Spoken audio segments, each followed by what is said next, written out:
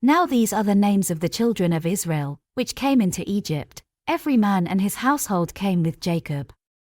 Reuben, Simeon, Levi, and Judah. Issachar, Zebulun, and Benjamin. Dan, and Naphtali, Gad, and Asher. And all the souls that came out of the loins of Jacob were 70 souls, for Joseph was in Egypt already. And Joseph died, and all his brethren, and all that generation. And the children of Israel were fruitful, and increased abundantly, and multiplied, and waxed exceeding mighty, and the land was filled with them. Now there arose up a new king over Egypt, which knew not Joseph. And he said unto his people, Behold, the people of the children of Israel are more and mightier than we. Come on, let us deal wisely with them, lest they multiply, and it come to pass, that, when there falleth out any war, they join also unto our enemies, and fight against us, and so get them up out of the land. Therefore they did set over them taskmasters to afflict them with their burdens. And they built for Pharaoh treasure cities, Pithom and Ramses. But the more they afflicted them, the more they multiplied and grew. And they were grieved because of the children of Israel. And the Egyptians made the children of Israel to serve with rigor. And they made their lives bitter with hard bondage, in mortar, and in brick, and in all manner of service in the field. All their service, wherein they made them serve, was with rigor. And the king of Egypt spake to the Hebrew midwives, of which the name of the one was Shiphrah, and the name of the other Puah.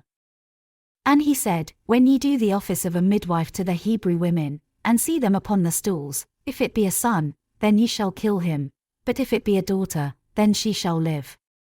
But the midwives feared God, and did not as the king of Egypt commanded them, but saved the men children alive. And the king of Egypt called for the midwives, and said unto them, Why have ye done this thing, and have saved the men children alive? And the midwives said unto Pharaoh, Because the Hebrew women are not as the Egyptian women, for they are lively, and are delivered ere the midwives come in unto them. Therefore God dealt well with the midwives, and the people multiplied, and waxed very mighty. And it came to pass, because the midwives feared God, that he made them houses.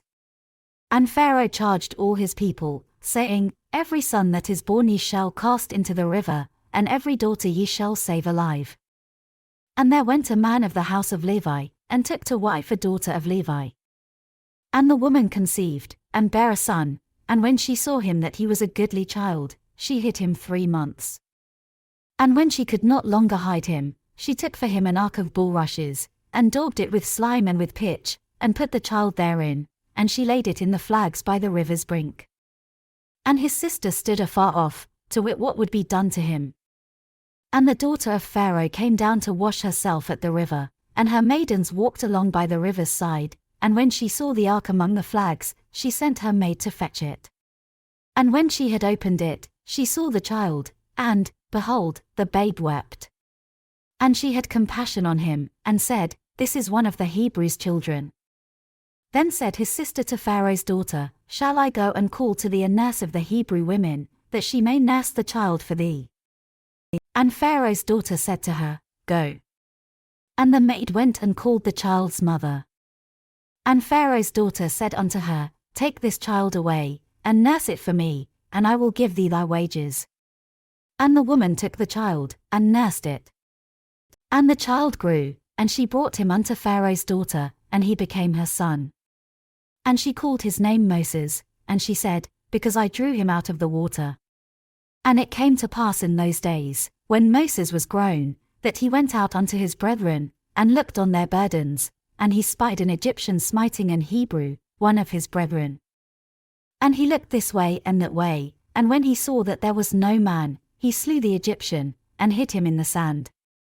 And when he went out the second day, behold, 2 men of the Hebrews strove together, and he said to him that did the wrong, Wherefore smitest thou thy fellow? And he said, Who made thee a prince and a judge over us? Intendest thou to kill me, as thou killedst the Egyptian? And Moses feared, and said, Surely this thing is known. Now when Pharaoh heard this thing, he sought to slay Moses.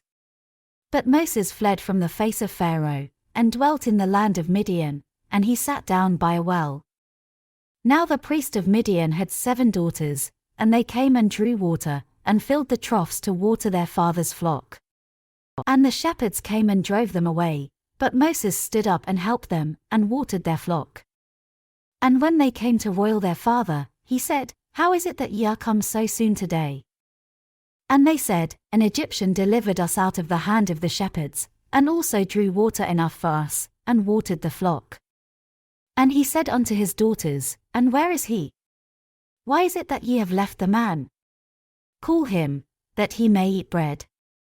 And Moses was content to dwell with the man, and he gave Moses Zipporah his daughter.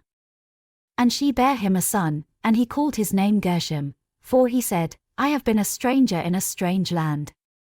And it came to pass in process of time, that the king of Egypt died, and the children of Israel sighed by reason of the bondage, and they cried, and their cry came up unto God by reason of the bondage. And God heard their groaning, and God remembered his covenant with Abraham, with Isaac, and with Jacob. And God looked upon the children of Israel, and God had respect unto them. Now Moses kept the flock of Jethro his father-in-law, the priest of Midian, and he led the flock to the backside of the desert, and came to the mountain of God, even to Horeb.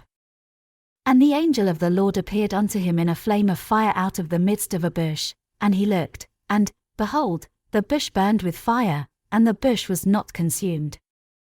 And Moses said, I will now turn aside, and see this great sight, why the bush is not burnt. And when the Lord saw that he turned aside to see, God called unto him out of the midst of the bush, and said, Moses, Moses. And he said, Here am I. And he said, Draw not nigh hither, put off thy shoes from off thy feet, for the place whereon thou standest is holy ground. Moreover he said, I am the God of thy father, the God of Abraham, the God of Isaac, and the God of Jacob. And Moses hid his face, for he was afraid to look upon God.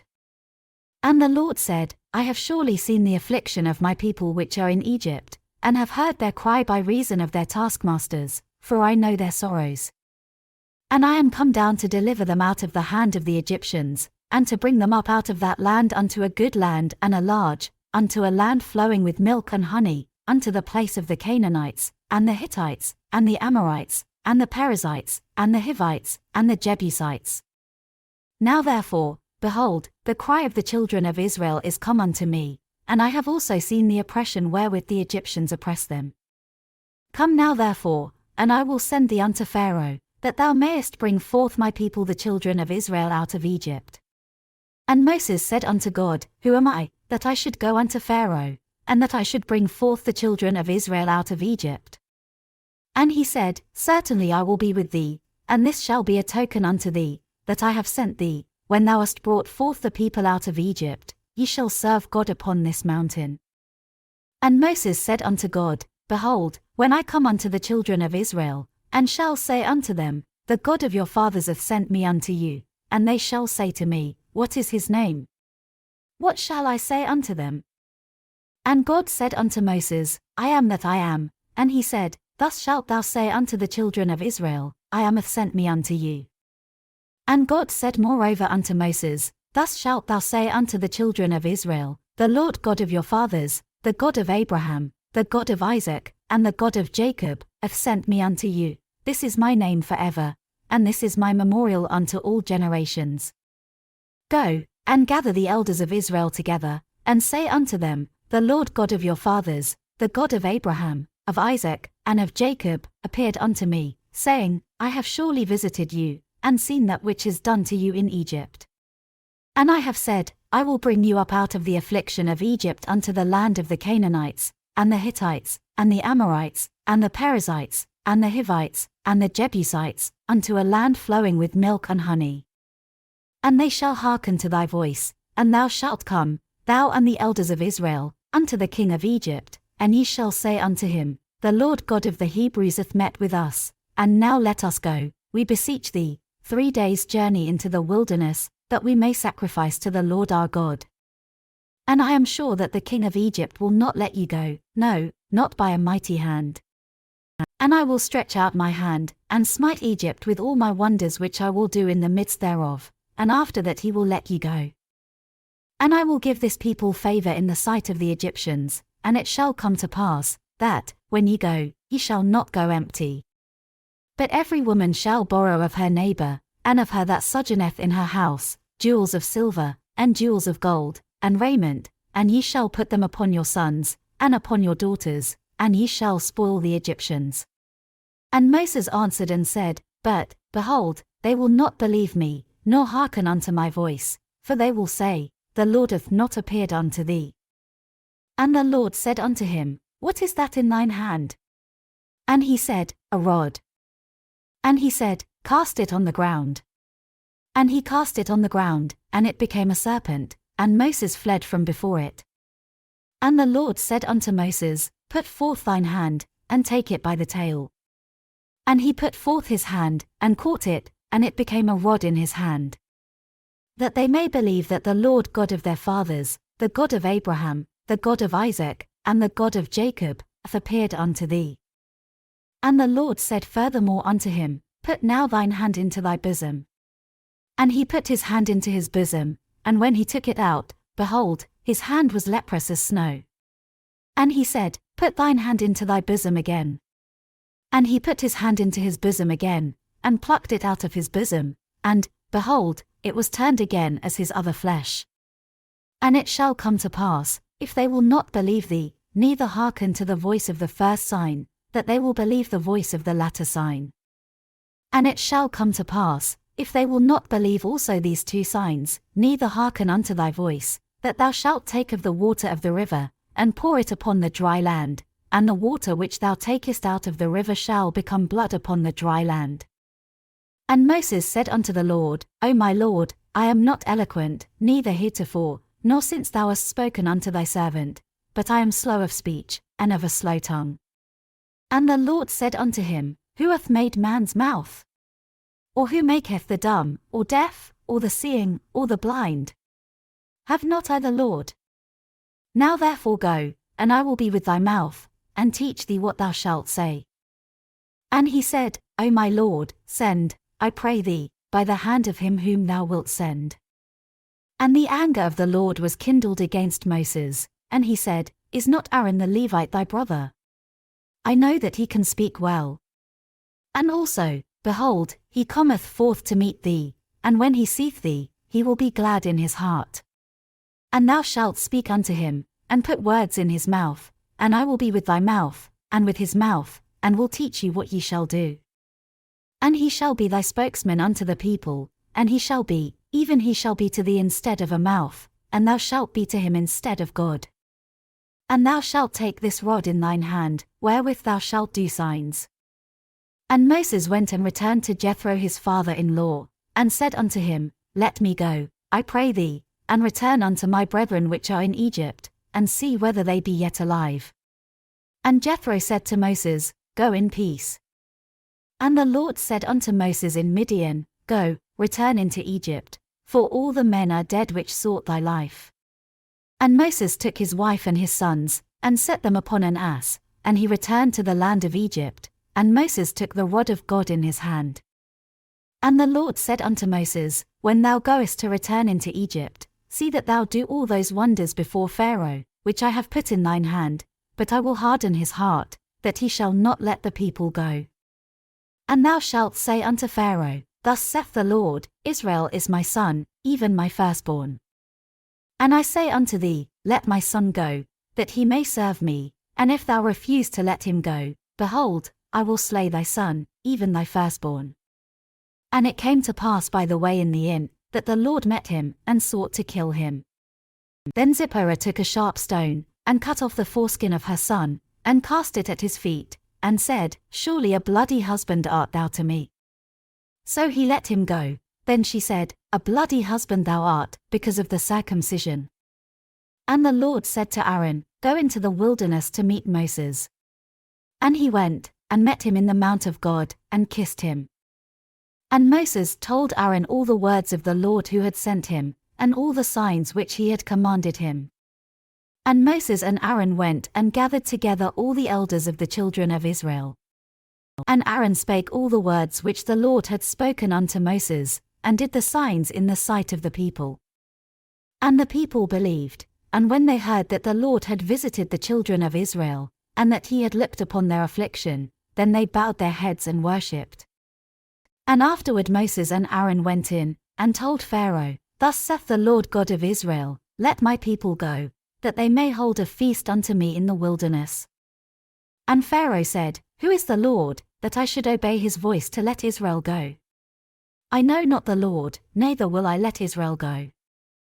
And they said, The God of the Hebrews hath met with us, let us go, we pray thee, 3 days' journey into the desert, and sacrifice unto the Lord our God, lest he fall upon us with pestilence, or with the sword.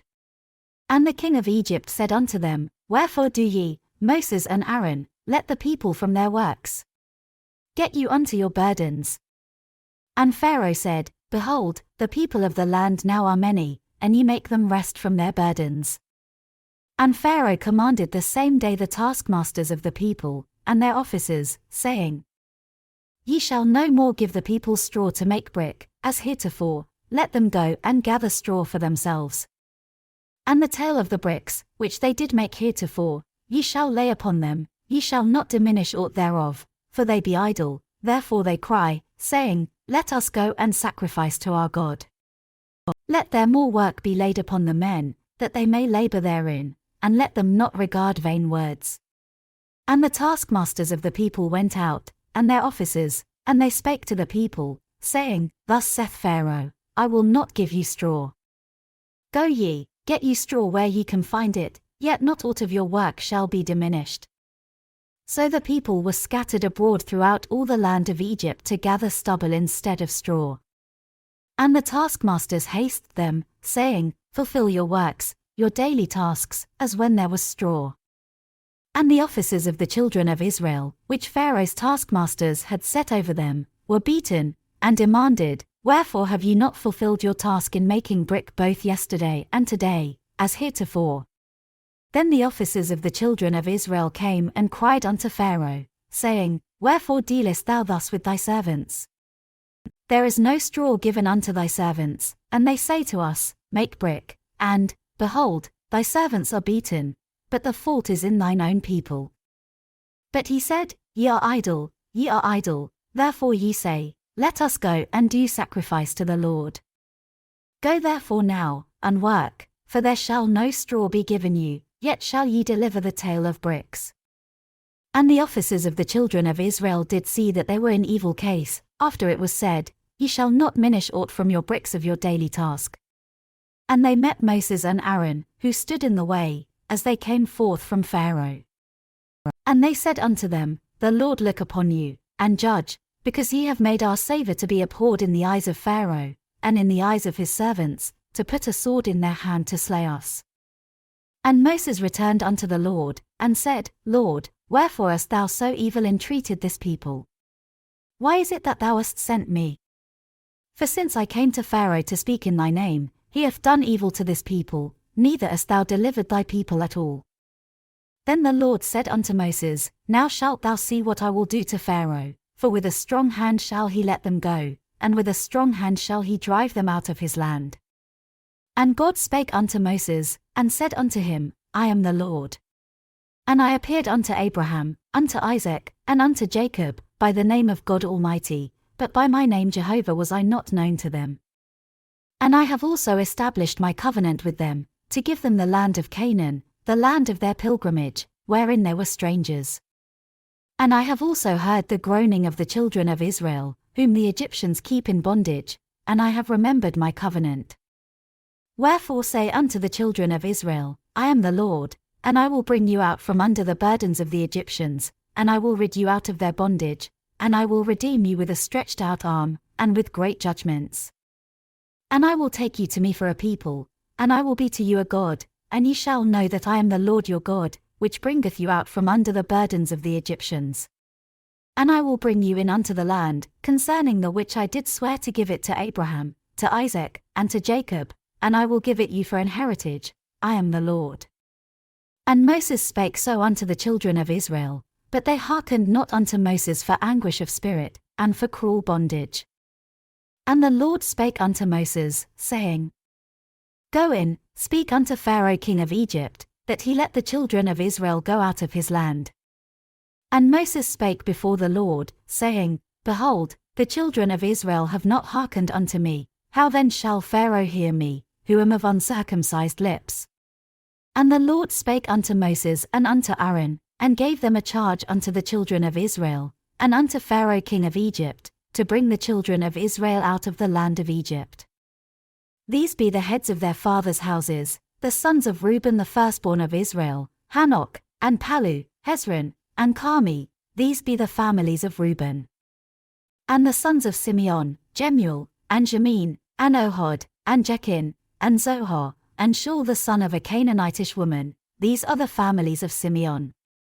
And these are the names of the sons of Levi according to their generations, Geshon, and Kohath, and Merari, and the years of the life of Levi were 137 years. The sons of Geshon, Libni, and Shimi, according to their families.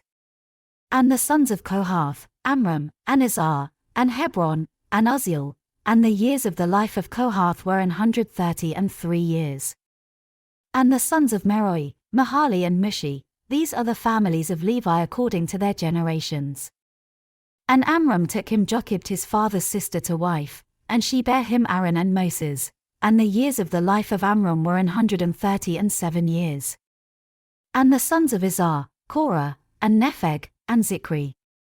And the sons of Uzziel, Mishal, and Elzaphan, and Zithri. And Aaron took him Elisheba, daughter of Amminadab, sister of Nahshon, to wife, and she bare him Nadab, and Abihu, Eleazar, and Ithamar. And the sons of Korah, Asir, and Elkanah, and Abiasaph, these are the families of the Korhites. And Eleazar Aaron's son took him one of the daughters of Pushal to wife, and she bare him Phinehas, these are the heads of the fathers of the Levites according to their families. These are that Aaron and Moses, to whom the Lord said, Bring out the children of Israel from the land of Egypt according to their armies. These are they which spake to Pharaoh king of Egypt, to bring out the children of Israel from Egypt, these are that Moses and Aaron. And it came to pass on the day when the Lord spake unto Moses in the land of Egypt, that the Lord spake unto Moses, saying, I am the Lord, speak thou unto Pharaoh king of Egypt all that I say unto thee. And Moses said before the Lord, Behold, I am of uncircumcised lips, and how shall Pharaoh hearken unto me? And the Lord said unto Moses, See, I have made thee a god to Pharaoh, and Aaron thy brother shall be thy prophet. Thou shalt speak all that I command thee, and Aaron thy brother shall speak unto Pharaoh, that he send the children of Israel out of his land. And I will harden Pharaoh's heart, and multiply my signs and my wonders in the land of Egypt. But Pharaoh shall not hearken unto you, that I may lay my hand upon Egypt, and bring forth mine armies, and my people the children of Israel, out of the land of Egypt by great judgments. And the Egyptians shall know that I am the Lord, when I stretch forth mine hand upon Egypt, and bring out the children of Israel from among them. And Moses and Aaron did as the Lord commanded them, so did they. And Moses was 80 years old, and Aaron 83 years old, when they spake unto Pharaoh. And the Lord spake unto Moses and unto Aaron, saying, When Pharaoh shall speak unto you, saying, Show a miracle for you, then thou shalt say unto Aaron, Take thy rod, and cast it before Pharaoh, and it shall become a serpent. And Moses and Aaron went in unto Pharaoh, and they did so as the Lord had commanded, and Aaron cast down his rod before Pharaoh, and before his servants, and it became a serpent. Then Pharaoh also called the wise men and the sorcerers, now the magicians of Egypt, they also did in like manner with their enchantments. For they cast down every man his rod, and they became serpents, but Aaron's rod swallowed up their rods. And he hardened Pharaoh's heart, that he hearkened not unto them, as the Lord had said. And the Lord said unto Moses, Pharaoh's heart is hardened, he refuseth to let the people go. Get thee unto Pharaoh in the morning, lo, he goeth out unto the water, and thou shalt stand by the river's brink against he come, and the rod which was turned to a serpent shalt thou take in thine hand. And thou shalt say unto him, The Lord God of the Hebrews hath sent me unto thee, saying, Let my people go, that they may serve me in the wilderness, and, behold, hitherto thou wouldest not hear. Thus saith the Lord, in this thou shalt know that I am the Lord. Behold, I will smite with the rod that is in mine hand upon the waters which are in the river, and they shall be turned to blood. And the fish that is in the river shall die, and the river shall stink, and the Egyptians shall loathe to drink of the water of the river. And the Lord spake unto Moses, say unto Aaron, take thy rod, and stretch out thine hand upon the waters of Egypt, upon their streams, upon their rivers, and upon their ponds, and upon all their pools of water, that they may become blood, and that there may be blood throughout all the land of Egypt, both in vessels of wood, and in vessels of stone. And Moses and Aaron did so, as the Lord commanded, and he lifted up the rod, and smote the waters that were in the river, in the sight of Pharaoh, and in the sight of his servants, and all the waters that were in the river were turned to blood. And the fish that was in the river died, and the river stank, and the Egyptians could not drink of the water of the river, and there was blood throughout all the land of Egypt. And the magicians of Egypt did so with their enchantments, and Pharaoh's heart was hardened, neither did he hearken unto them, as the Lord had said. And Pharaoh turned and went into his house, neither did he set his heart to this also. And all the Egyptians digged round about the river for water to drink, for they could not drink of the water of the river. And 7 days were fulfilled, after that the Lord had smitten the river. And the Lord spake unto Moses, go unto Pharaoh, and say unto him, thus saith the Lord, let my people go, that they may serve me. And if thou refuse to let them go, behold, I will smite all thy borders with frogs. And the river shall bring forth frogs abundantly, which shall go up and come into thine house, and into thy bedchamber, and upon thy bed, and into the house of thy servants, and upon thy people, and into thine ovens, and into thy kneading troughs. And the frogs shall come up both on thee, and upon thy people, and upon all thy servants. And the Lord spake unto Moses, say unto Aaron, stretch forth thine hand with thy rod over the streams, over the rivers, and over the ponds, and cause frogs to come up upon the land of Egypt. And Aaron stretched out his hand over the waters of Egypt, and the frogs came up, and covered the land of Egypt. And the magicians did so with their enchantments, and brought up frogs upon the land of Egypt. Then Pharaoh called for Moses and Aaron, and said, entreat the Lord, that he may take away the frogs from me, and from my people, and I will let the people go, that they may do sacrifice unto the Lord. And Moses said unto Pharaoh, glory over me, when shall I entreat for thee, and for thy servants, and for thy people, to destroy the frogs from thee and thy houses, that they may remain in the river only? And he said, tomorrow. And he said, be it according to thy word, that thou mayest know that there is none like unto the Lord our God. And the frogs shall depart from thee, and from thy houses, and from thy servants, and from thy people, they shall remain in the river only. And Moses and Aaron went out from Pharaoh, and Moses cried unto the Lord because of the frogs which he had brought against Pharaoh. And the Lord did according to the word of Moses, and the frogs died out of the houses, out of the villages, and out of the fields. And they gathered them together upon heaps, and the land stank. But when Pharaoh saw that there was respite, he hardened his heart, and hearkened not unto them, as the Lord had said. And the Lord said unto Moses, say unto Aaron, stretch out thy rod, and smite the dust of the land, that it may become lice throughout all the land of Egypt. And they did so, for Aaron stretched out his hand with his rod, and smote the dust of the earth, and it became lice in man, and in beast, all the dust of the land became lice throughout all the land of Egypt. And the magicians did so with their enchantments to bring forth lice, but they could not, so there were lice upon man, and upon beast.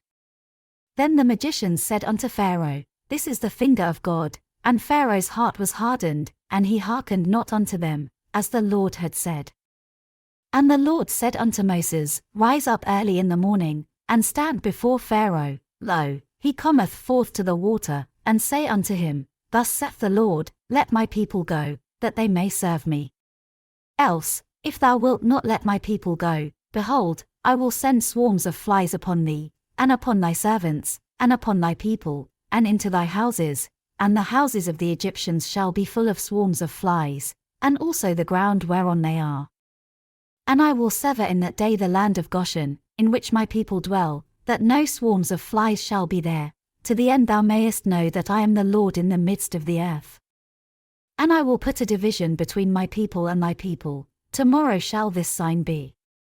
And the Lord did so, and there came a grievous swarm of flies into the house of Pharaoh, and into his servants' houses, and into all the land of Egypt. The land was corrupted by reason of the swarm of flies. And Pharaoh called for Moses and for Aaron, and said, Go ye, sacrifice to your God in the land. And Moses said, It is not meet so to do, for we shall sacrifice the abomination of the Egyptians to the Lord our God. Lo, shall we sacrifice the abomination of the Egyptians before their eyes, and will they not stone us? We will go 3 days' journey into the wilderness, and sacrifice to the Lord our God, as he shall command us. And Pharaoh said, I will let you go, that ye may sacrifice to the Lord your God in the wilderness, only ye shall not go very far away, entreat for me. And Moses said, Behold, I go out from thee, and I will entreat the Lord that the swarms of flies may depart from Pharaoh, from his servants, and from his people, tomorrow, but let not Pharaoh deal deceitfully any more in not letting the people go to sacrifice to the Lord. And Moses went out from Pharaoh, and entreat the Lord. And the Lord did according to the word of Moses, and he removed the swarms of flies from Pharaoh, from his servants, and from his people, there remained not one. And Pharaoh hardened his heart at this time also, neither would he let the people go. Then the Lord said unto Moses, Go in unto Pharaoh, and tell him, Thus saith the Lord God of the Hebrews, Let my people go, that they may serve me. For if thou refuse to let them go, and wilt hold them still, behold, the hand of the Lord is upon thy cattle which is in the field, upon the horses, upon the asses, upon the camels, upon the oxen, and upon the sheep, there shall be a very grievous murrain. And the Lord shall sever between the cattle of Israel and the cattle of Egypt, and there shall nothing die of all that is the children's of Israel. And the Lord appointed a set time, saying, Tomorrow the Lord shall do this thing in the land. And the Lord did that thing on the morrow, and all the cattle of Egypt died, but of the cattle of the children of Israel died not one. And Pharaoh sent, and, behold, there was not one of the cattle of the Israelites dead. And the heart of Pharaoh was hardened, and he did not let the people go. And the Lord said unto Moses and unto Aaron, Take to you handfuls of ashes of the furnace, and let Moses sprinkle it toward the heaven in the sight of Pharaoh. And it shall become small dust in all the land of Egypt, and shall be a ball breaking forth with blains upon man, and upon beast, throughout all the land of Egypt.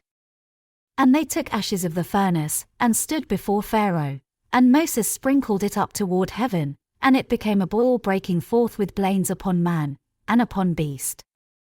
And the magicians could not stand before Moses because of the boils, for the boil was upon the magicians, and upon all the Egyptians. And the Lord hardened the heart of Pharaoh, and he hearkened not unto them, as the Lord had spoken unto Moses.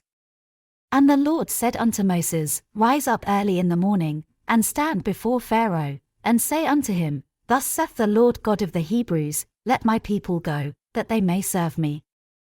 For I will at this time send all my plagues upon thine heart, and upon thy servants, and upon thy people, that thou mayest know that there is none like me in all the earth.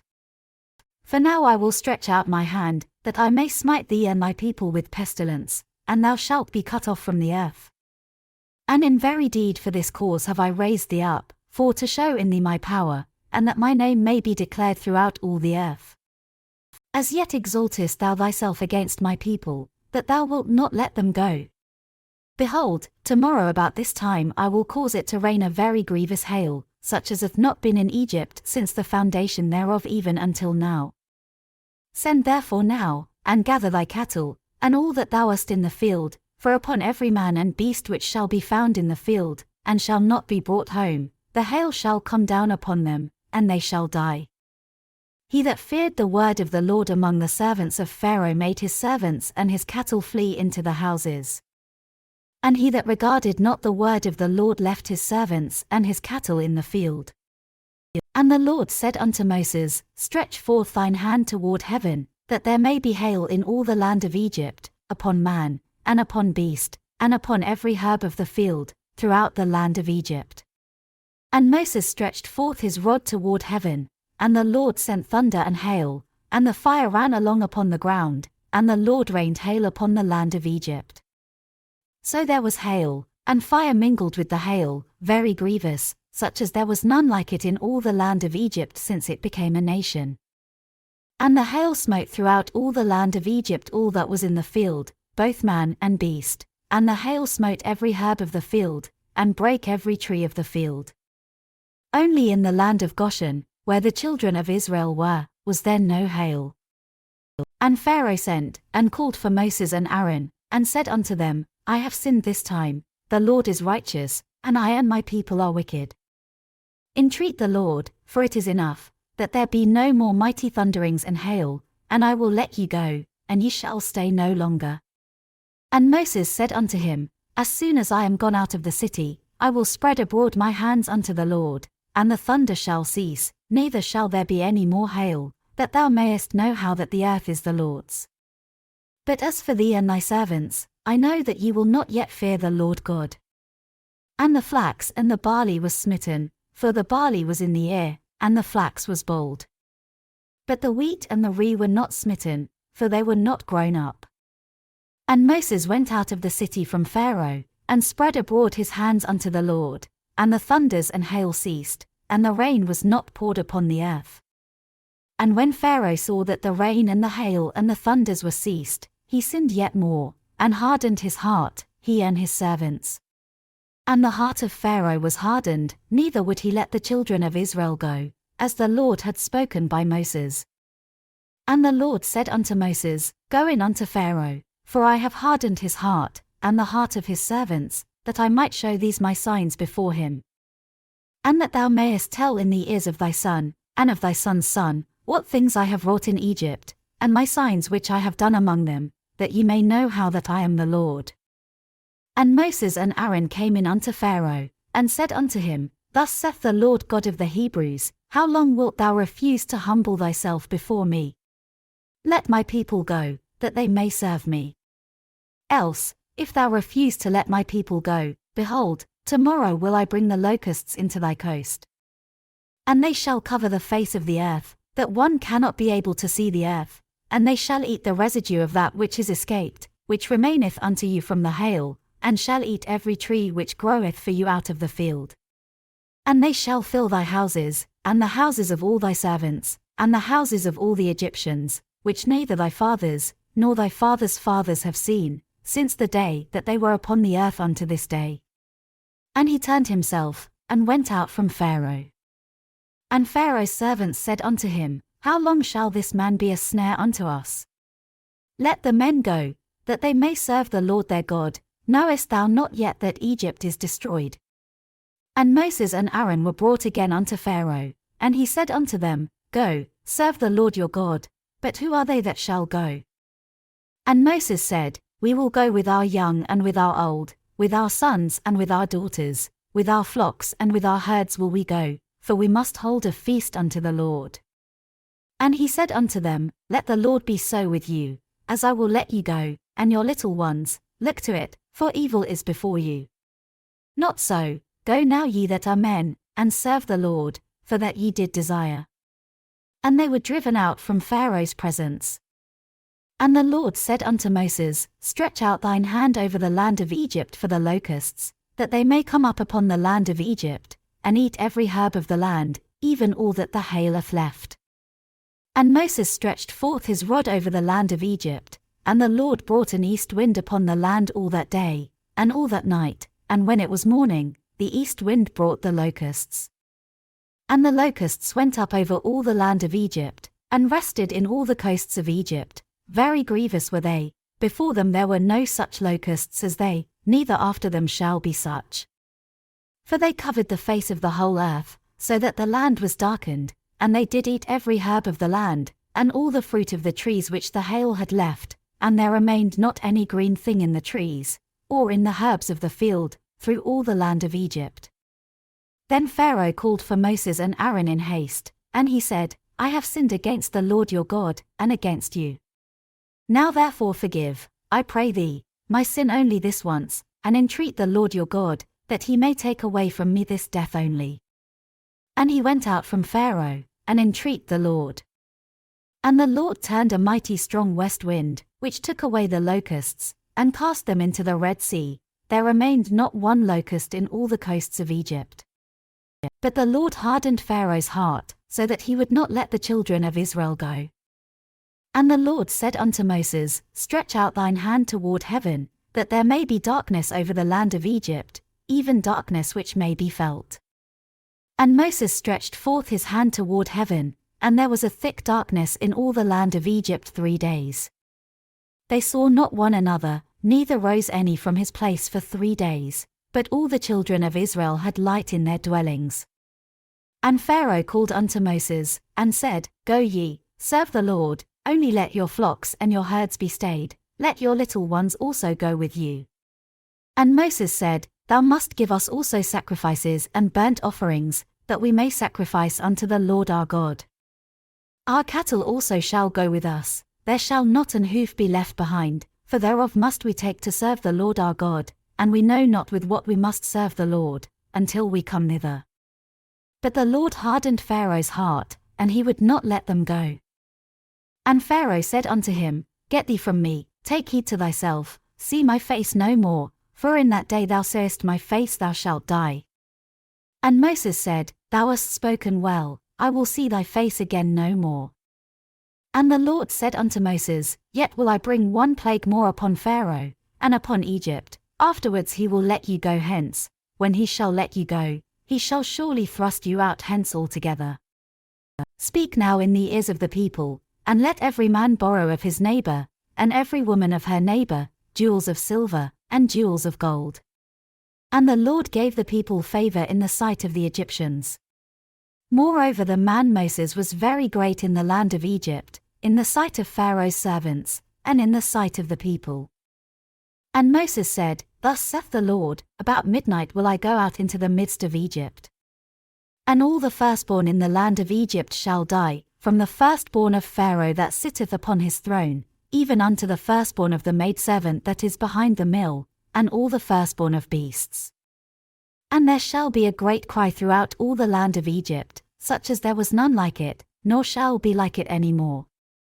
But against any of the children of Israel shall not a dog move his tongue, against man or beast, that ye may know how that the Lord doth put a difference between the Egyptians and Israel.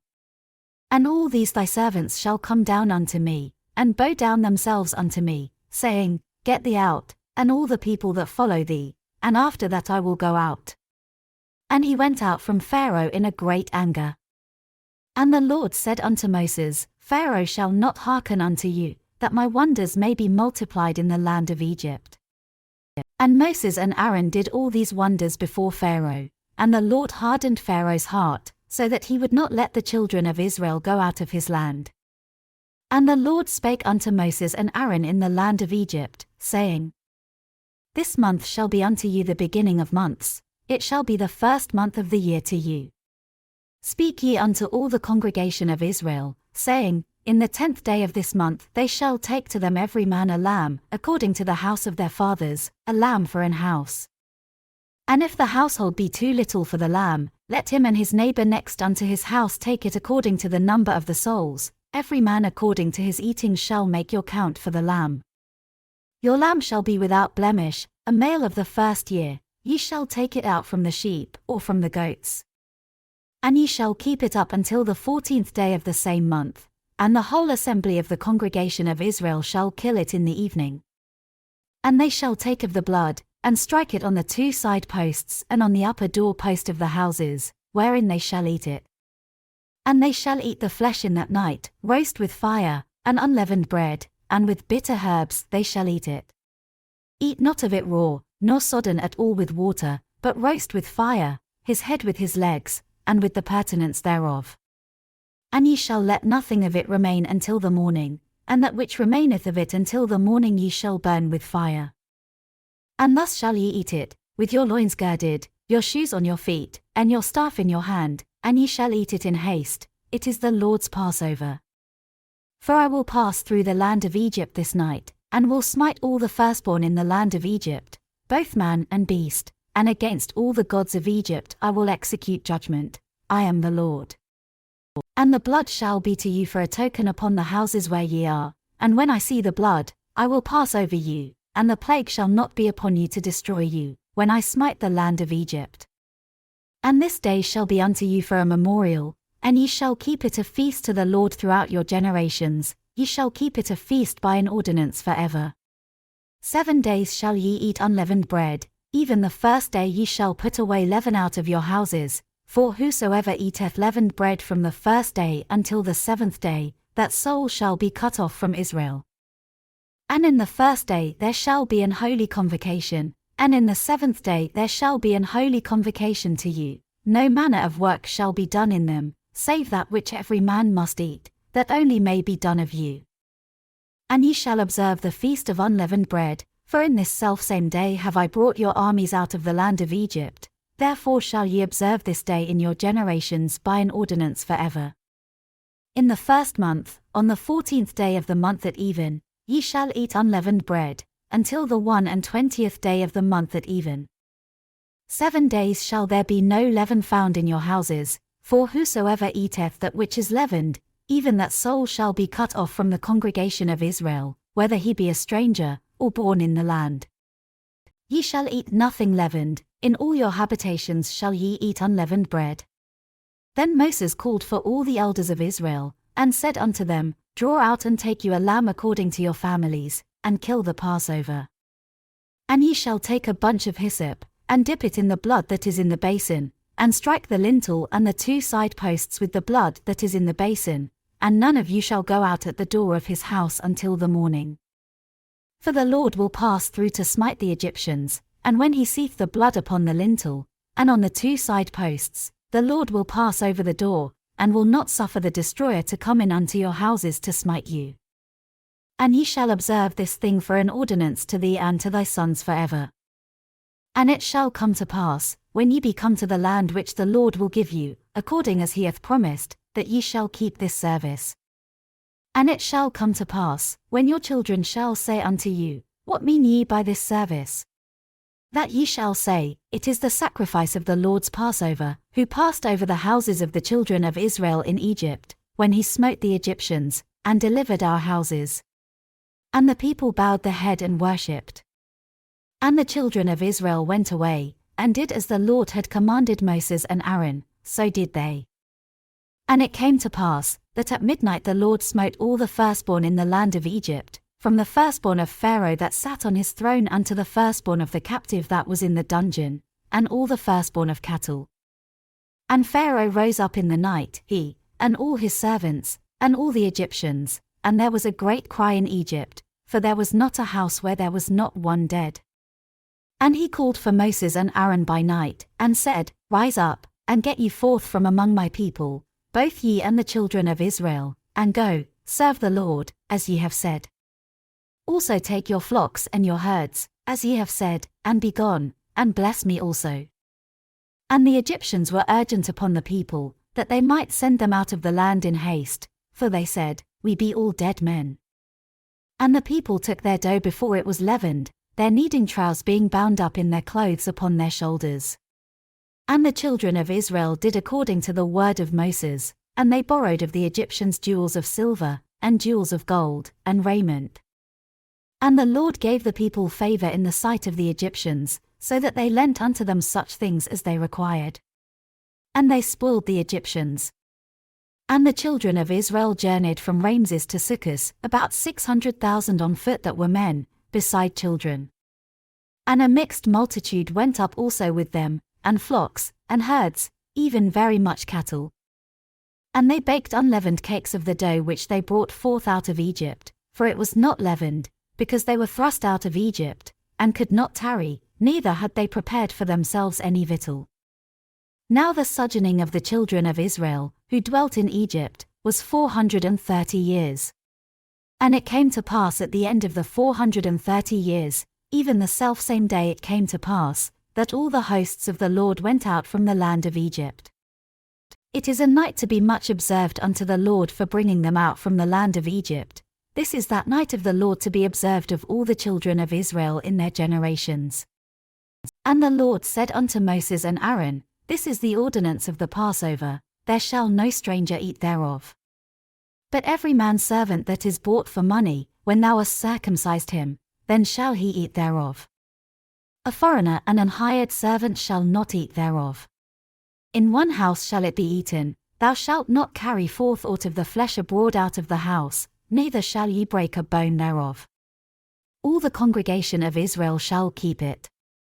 And when a stranger shall sojourn with thee, and will keep the Passover to the Lord, let all his males be circumcised, and then let him come near and keep it, and he shall be as one that is born in the land, for no uncircumcised person shall eat thereof. One law shall be to him that is homeborn, and unto the stranger that sojourneth among you. Thus did all the children of Israel, as the Lord commanded Moses and Aaron, so did they. And it came to pass the selfsame day, that the Lord did bring the children of Israel out of the land of Egypt by their armies.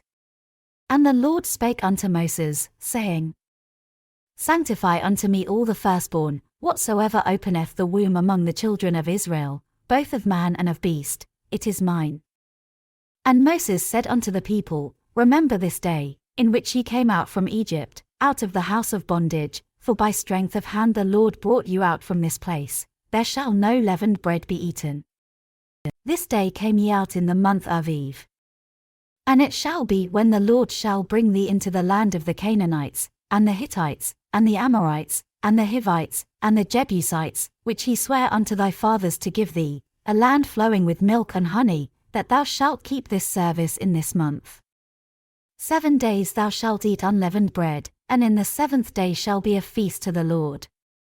Unleavened bread shall be eaten 7 days, and there shall no leavened bread be seen with thee, neither shall there be leaven seen with thee in all thy quarters. And thou shalt show thy son in that day, saying, This is done because of that which the Lord did unto me when I came forth out of Egypt.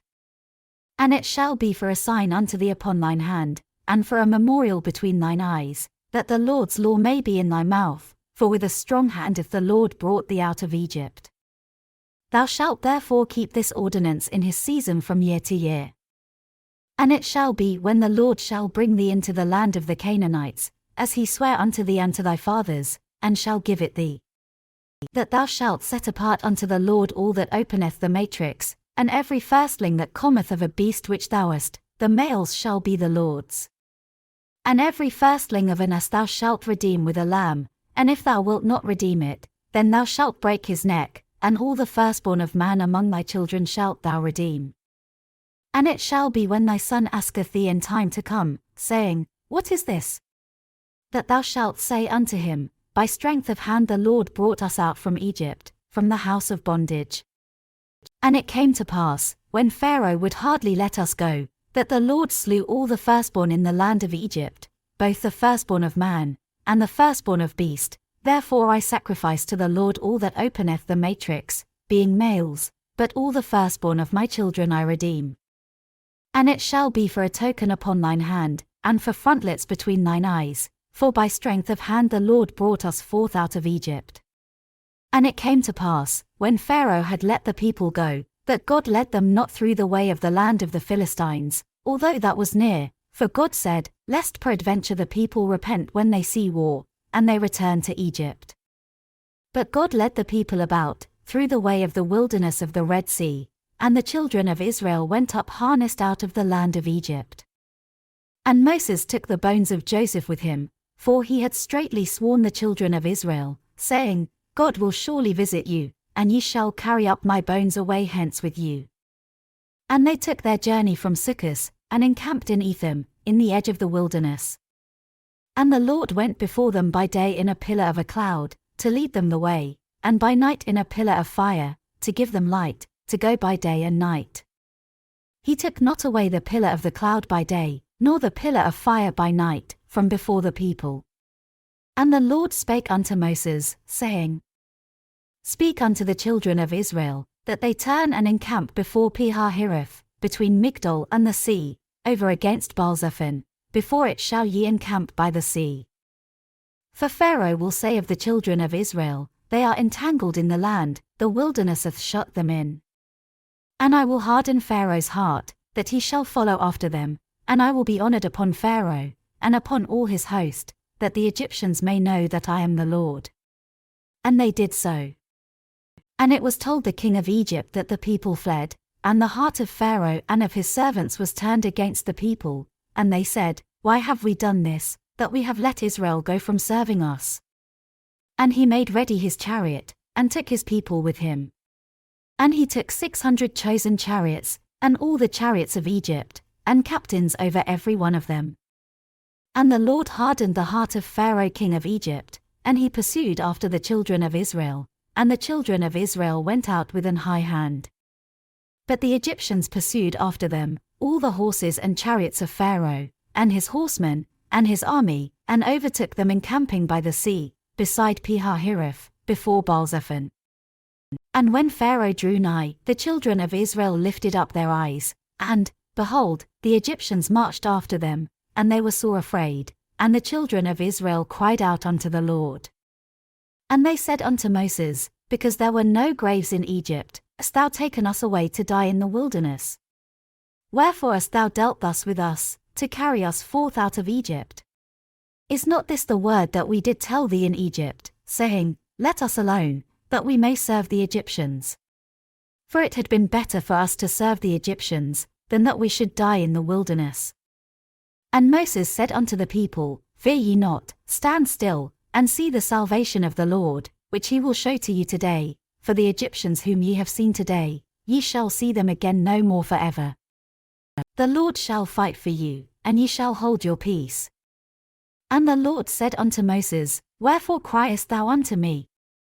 Speak unto the children of Israel, that they go forward. But lift thou up thy rod, and stretch out thine hand over the sea, and divide it, and the children of Israel shall go on dry ground through the midst of the sea.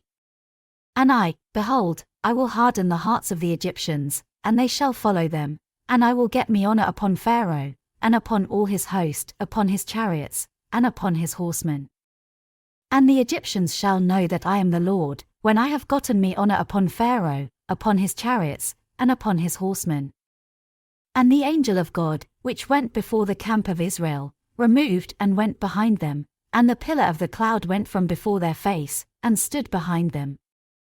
And it came between the camp of the Egyptians and the camp of Israel, and it was a cloud and darkness to them, but it gave light by night to these, so that the one came not near the other all the night. And Moses stretched out his hand over the sea, and the Lord caused the sea to go back by a strong east wind all that night, and made the sea dry land, and the waters were divided. And the children of Israel went into the midst of the sea upon the dry ground, and the waters were a wall unto them on their right hand, and on their left. And the Egyptians pursued, and went in after them to the midst of the sea, even all Pharaoh's horses, his chariots, and his horsemen. And it came to pass, that in the morning watch the Lord looked unto the host of the Egyptians through the pillar of fire and of the cloud, and troubled the host of the Egyptians. And took off their chariot wheels, that they drave them heavily, so that the Egyptians said, Let us flee from the face of Israel, for the Lord fighteth for them against the Egyptians. And the Lord said unto Moses, Stretch out thine hand over the sea, that the waters may come again upon the Egyptians, upon their chariots, and upon their horsemen. And Moses stretched forth his hand over the sea, and the sea returned to his strength when the morning appeared, and the Egyptians fled against it, and the Lord overthrew the Egyptians in the midst of the sea.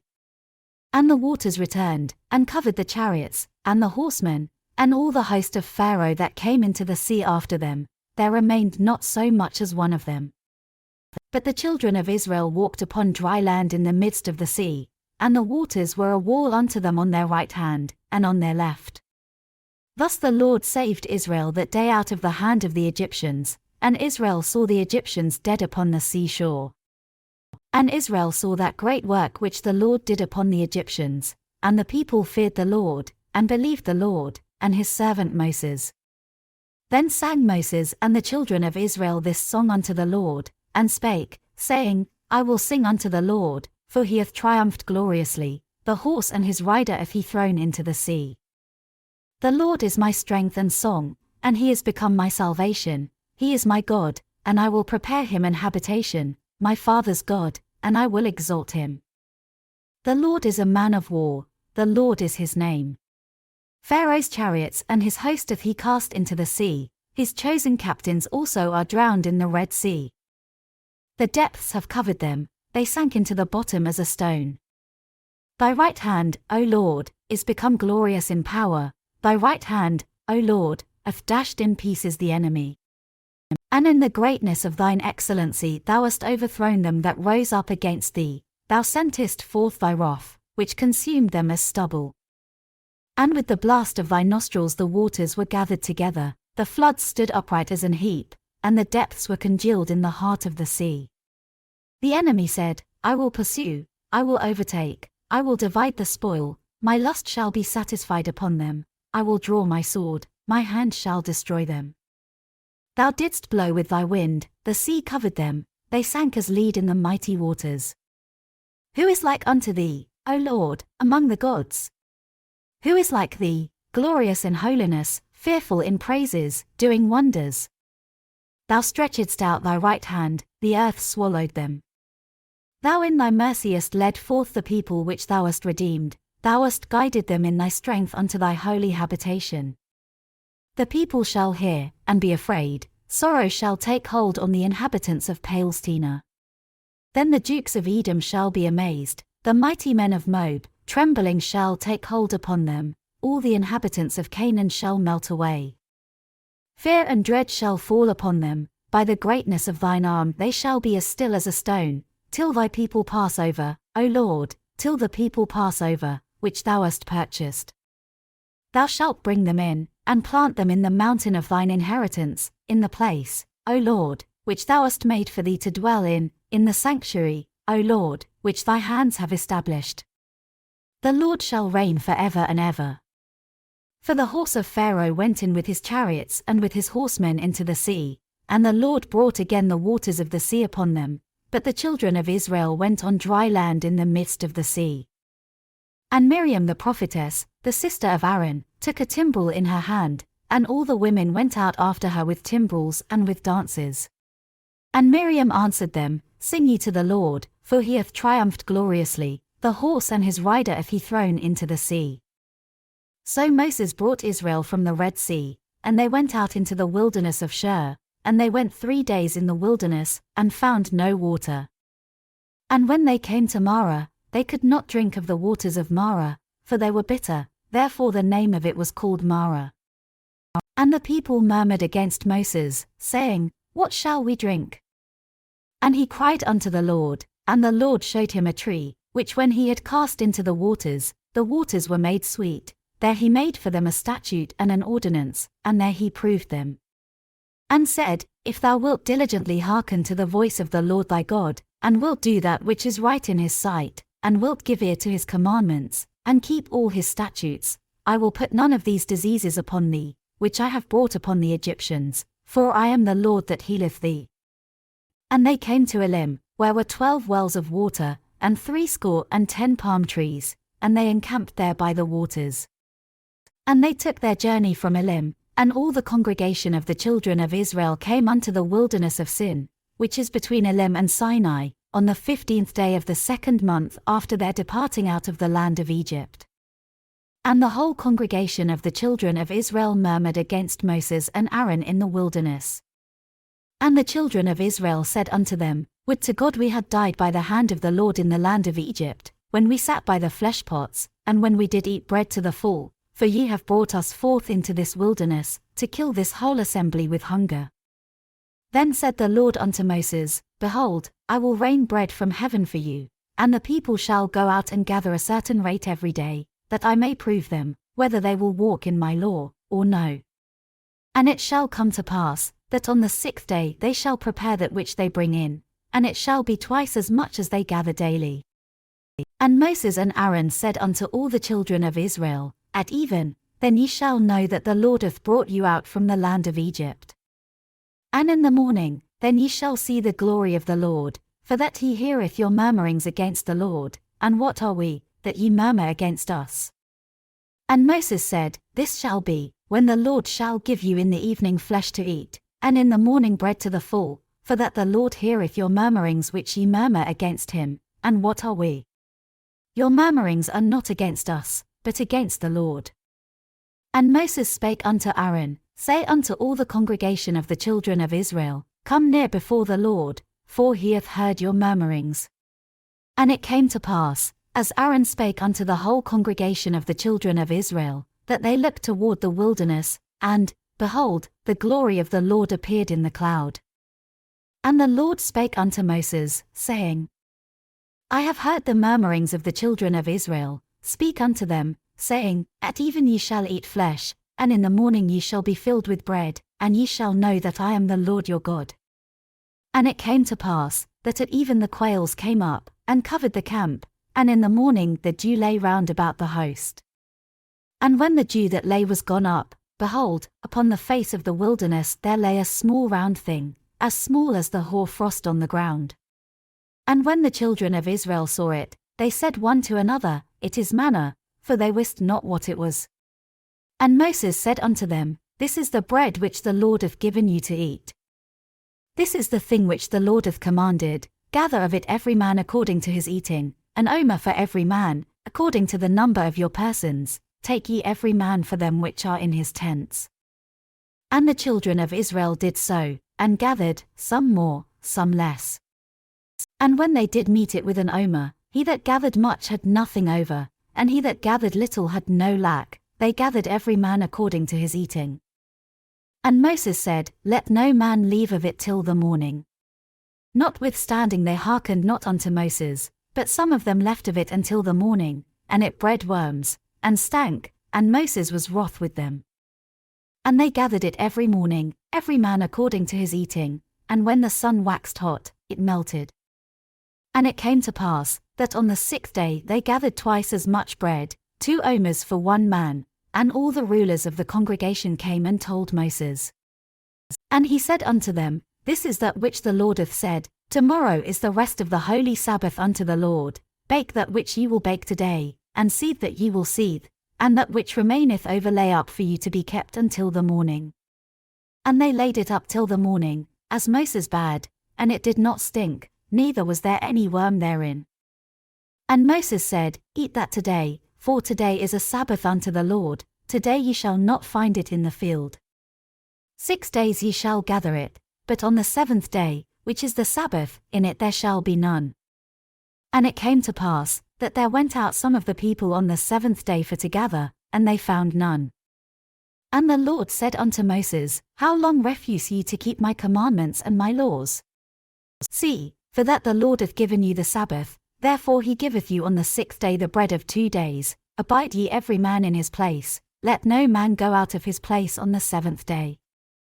So the people rested on the 7th day. And the house of Israel called the name thereof manna, and it was like coriander seed, white, and the taste of it was like wafers made with honey. And Moses said, This is the thing which the Lord commandeth, fill an omer of it to be kept for your generations, that they may see the bread wherewith I have fed you in the wilderness, when I brought you forth from the land of Egypt. And Moses said unto Aaron, Take a pot, and put an omer full of manna therein, and lay it up before the Lord, to be kept for your generations. As the Lord commanded Moses, so Aaron laid it up before the testimony, to be kept. And the children of Israel did eat manna 40 years, until they came to a land inhabited, they did eat manna, until they came unto the borders of the land of Canaan. Now an omer is the 10th part of an ephah. And all the congregation of the children of Israel journeyed from the wilderness of Sin, after their journeys, according to the commandment of the Lord, and pitched in Rephidim, and there was no water for the people to drink. Wherefore the people did chide with Moses, and said, Give us water that we may drink. And Moses said unto them, Why chide ye with me? Wherefore do ye tempt the Lord? And the people thirsted there for water, and the people murmured against Moses, and said, Wherefore is this that thou hast brought us up out of Egypt, to kill us and our children and our cattle with thirst? And Moses cried unto the Lord, saying, What shall I do unto this people? They be almost ready to stone me. And the Lord said unto Moses, Go on before the people, and take with thee of the elders of Israel, and thy rod, wherewith thou smotest the river, take in thine hand, and go. Behold, I will stand before thee there upon the rock in Horeb, and thou shalt smite the rock, and there shall come water out of it, that the people may drink. And Moses did so in the sight of the elders of Israel. And he called the name of the place Massah and Meribah, because of the chiding of the children of Israel, and because they tempted the Lord, saying, Is the Lord among us, or not? Then came Amalek, and fought with Israel in Rephidim. And Moses said unto Joshua, Choose us out men, and go out, fight with Amalek. Tomorrow I will stand on the top of the hill with the rod of God in mine hand. So Joshua did as Moses had said to him, and fought with Amalek, and Moses, Aaron, and Hur went up to the top of the hill. And it came to pass, when Moses held up his hand, that Israel prevailed, and when he let down his hand, Amalek prevailed. But Moses' hands were heavy, and they took a stone, and put it under him, and he sat thereon, and Aaron and Hur stayed up his hands, the one on the one side, and the other on the other side, and his hands were steady until the going down of the sun. And Joshua discomfited Amalek and his people with the edge of the sword. And the Lord said unto Moses, Write this for a memorial in a book, and rehearse it in the ears of Joshua, for I will utterly put out the remembrance of Amalek from under heaven. And Moses built an altar, and called the name of it Jehovah Nissi. For he said, Because the Lord hath sworn that the Lord will have war with Amalek from generation to generation. When Jethro, the priest of Midian, Moses' father-in-law, heard of all that God had done for Moses, and for Israel his people, and that the Lord had brought Israel out of Egypt. Then Jethro, Moses' father-in-law, took Zipporah, Moses' wife, after he had sent her back, and her 2 sons, of which the name of the one was Gershom, for he said, I have been an alien in a strange land. And the name of the other was Eleazar, for the God of my father, said he, was mine help, and delivered me from the sword of Pharaoh. And Jethro, Moses' father-in-law, came with his sons and his wife unto Moses into the wilderness, where he encamped at the mount of God. And he said unto Moses, I thy father-in-law Jethro am come unto thee, and thy wife, and her 2 sons with her. And Moses went out to meet his father-in-law, and did obeisance, and kissed him, and they asked each other of their welfare, and they came into the tent. And Moses told his father-in-law all that the Lord had done unto Pharaoh and to the Egyptians for Israel's sake, and all the travail that had come upon them by the way, and how the Lord delivered them. And Jethro rejoiced for all the goodness which the Lord had done to Israel, whom he had delivered out of the hand of the Egyptians. And Jethro said, Blessed be the Lord, who hath delivered you out of the hand of the Egyptians, and out of the hand of Pharaoh, who hath delivered the people from under the hand of the Egyptians. Now I know that the Lord is greater than all gods, for in the thing wherein they dealt proudly he was above them. And Jethro, Moses' father-in-law, took a burnt offering and sacrifices for God, and Aaron came, and all the elders of Israel, to eat bread with Moses' father-in-law before God. And it came to pass on the morrow, that Moses sat to judge the people, and the people stood by Moses from the morning unto the evening. And when Moses' father-in-law saw all that he did to the people, he said, What is this thing that thou doest to the people? Why sittest thou thyself alone, and all the people stand by thee from morning unto even? And Moses said unto his father-in-law, Because the people come unto me to inquire of God. When they have a matter, they come unto me, and I judge between one and another, and I do make them know the statutes of God, and his laws. And Moses' father-in-law said unto him, The thing that thou doest is not good. Thou wilt surely wear away, both thou, and this people that is with thee, for this thing is too heavy for thee, thou art not able to perform it thyself alone. Hearken now unto my voice, I will give thee counsel, and God shall be with thee, be thou for the people to God ward, that thou mayest bring the causes unto God. And thou shalt teach them ordinances and laws, and shalt show them the way wherein they must walk, and the work that they must do. Moreover thou shalt provide out of all the people able men, such as fear God, men of truth, hating covetousness, and place such over them, to be rulers of thousands, and rulers of hundreds, rulers of 50s, and rulers of 10s. And let them judge the people at all seasons, and it shall be, that every great matter they shall bring unto thee, but every small matter they shall judge, so shall it be easier for thyself, and they shall bear the burden with thee. If thou shalt do this thing, and God command thee so, then thou shalt be able to endure, and all this people shall also go to their place in peace. So Moses hearkened to the voice of his father-in-law, and did all that he had said. And Moses chose able men out of all Israel, and made them heads over the people, rulers of thousands, rulers of hundreds, rulers of 50s, and rulers of 10s. And they judged the people at all seasons. The hard causes they brought unto Moses, but every small matter they judged themselves. And Moses let his father-in-law depart, and he went his way into his own land. In the 3rd month, when the children of Israel were gone forth out of the land of Egypt, the same day came they into the wilderness of Sinai. For they were departed from Rephidim, and were come to the desert of Sinai, and had pitched in the wilderness, and there Israel camped before the mount. And Moses went up unto God, and the Lord called unto him out of the mountain, saying, Thus shalt thou say to the house of Jacob, and tell the children of Israel. Ye have seen what I did unto the Egyptians, and how I bare you on eagle's wings, and brought you unto myself. Now therefore, if ye will obey my voice indeed, and keep my covenant, then ye shall be a peculiar treasure unto me above all people, for all the earth is mine. And ye shall be unto me a kingdom of priests, and an holy nation.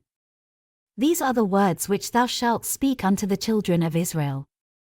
And Moses came and called for the elders of the people, and laid before their faces all these words which the Lord commanded him. And all the people answered together, and said, All that the Lord hath spoken we will do. And Moses returned the words of the people unto the Lord.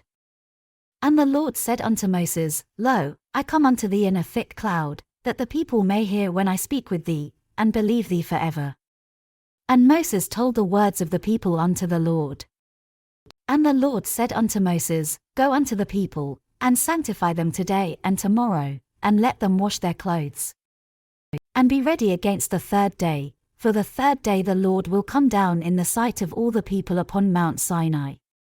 And thou shalt set bounds unto the people round about, saying, Take heed to yourselves, that ye go not up into the mount, or touch the border of it. Whosoever toucheth the mount shall be surely put to death. There shall not an hand touch it, but he shall surely be stoned, or shot through, whether it be beast or man, it shall not live. When the trumpet soundeth long, they shall come up to the mount.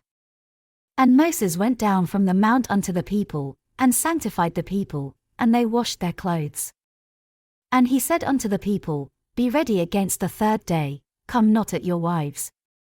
And it came to pass on the 3rd day in the morning, that there were thunders and lightnings, and a thick cloud upon the mount, and the voice of the trumpet exceeding loud, so that all the people that was in the camp trembled. And Moses brought forth the people out of the camp to meet with God, and they stood at the nether part of the mount. And Mount Sinai was altogether on a smoke, because the Lord descended upon it in fire, and the smoke thereof ascended as the smoke of a furnace, and the whole mount quaked greatly. And when the voice of the trumpet sounded long, and waxed louder and louder, Moses spake, and God answered him by a voice.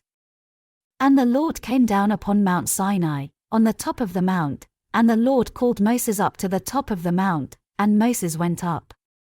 And the Lord said unto Moses, Go down, charge the people, lest they break through unto the Lord to gaze, and many of them perish. And let the priests also, which come near to the Lord, sanctify themselves, lest the Lord break forth upon them. And Moses said unto the Lord, The people cannot come up to Mount Sinai, for thou chargedst us, saying, Set bounds about the mount, and sanctify it. And the Lord said unto him, Away, get thee down, and thou shalt come up, thou, and Aaron with thee, but let not the priests and the people break through to come up unto the Lord, lest he break forth upon them. So Moses went down unto the people, and spake unto them. And God spake all these words, saying, I am the Lord thy God, which have brought thee out of the land of Egypt, out of the house of bondage. Thou shalt have no other gods before me.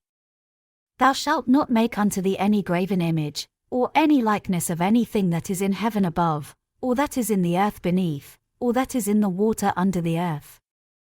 Thou shalt not bow down thyself to them, nor serve them, for I the Lord thy God am a jealous God, visiting the iniquity of the fathers upon the children unto the 3rd and 4th generation of them that hate me, and showing mercy unto thousands of them that love me, and keep my commandments.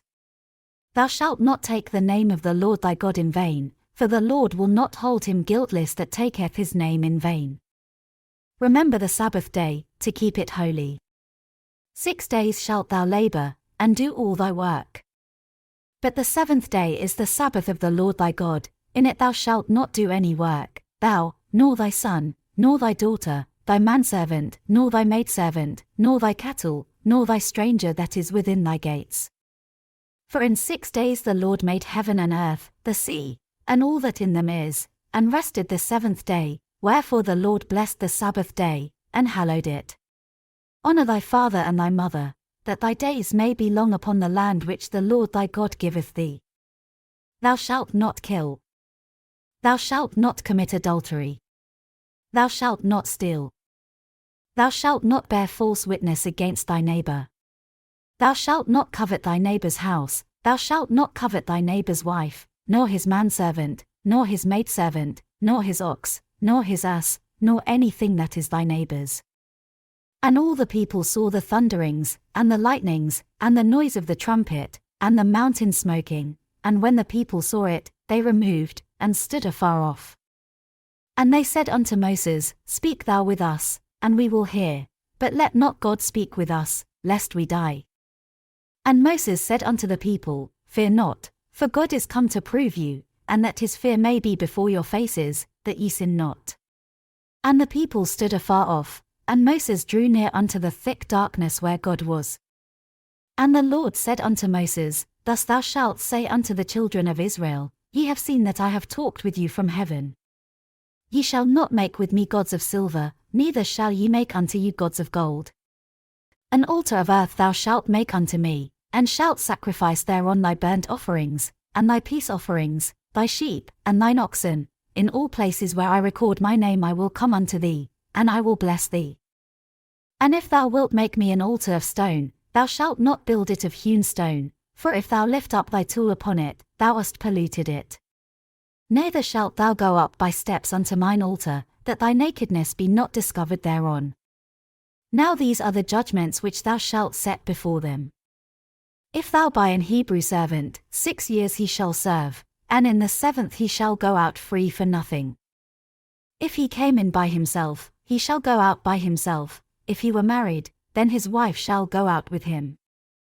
If his master have given him a wife, and she have borne him sons or daughters, the wife and her children shall be her master's, and he shall go out by himself.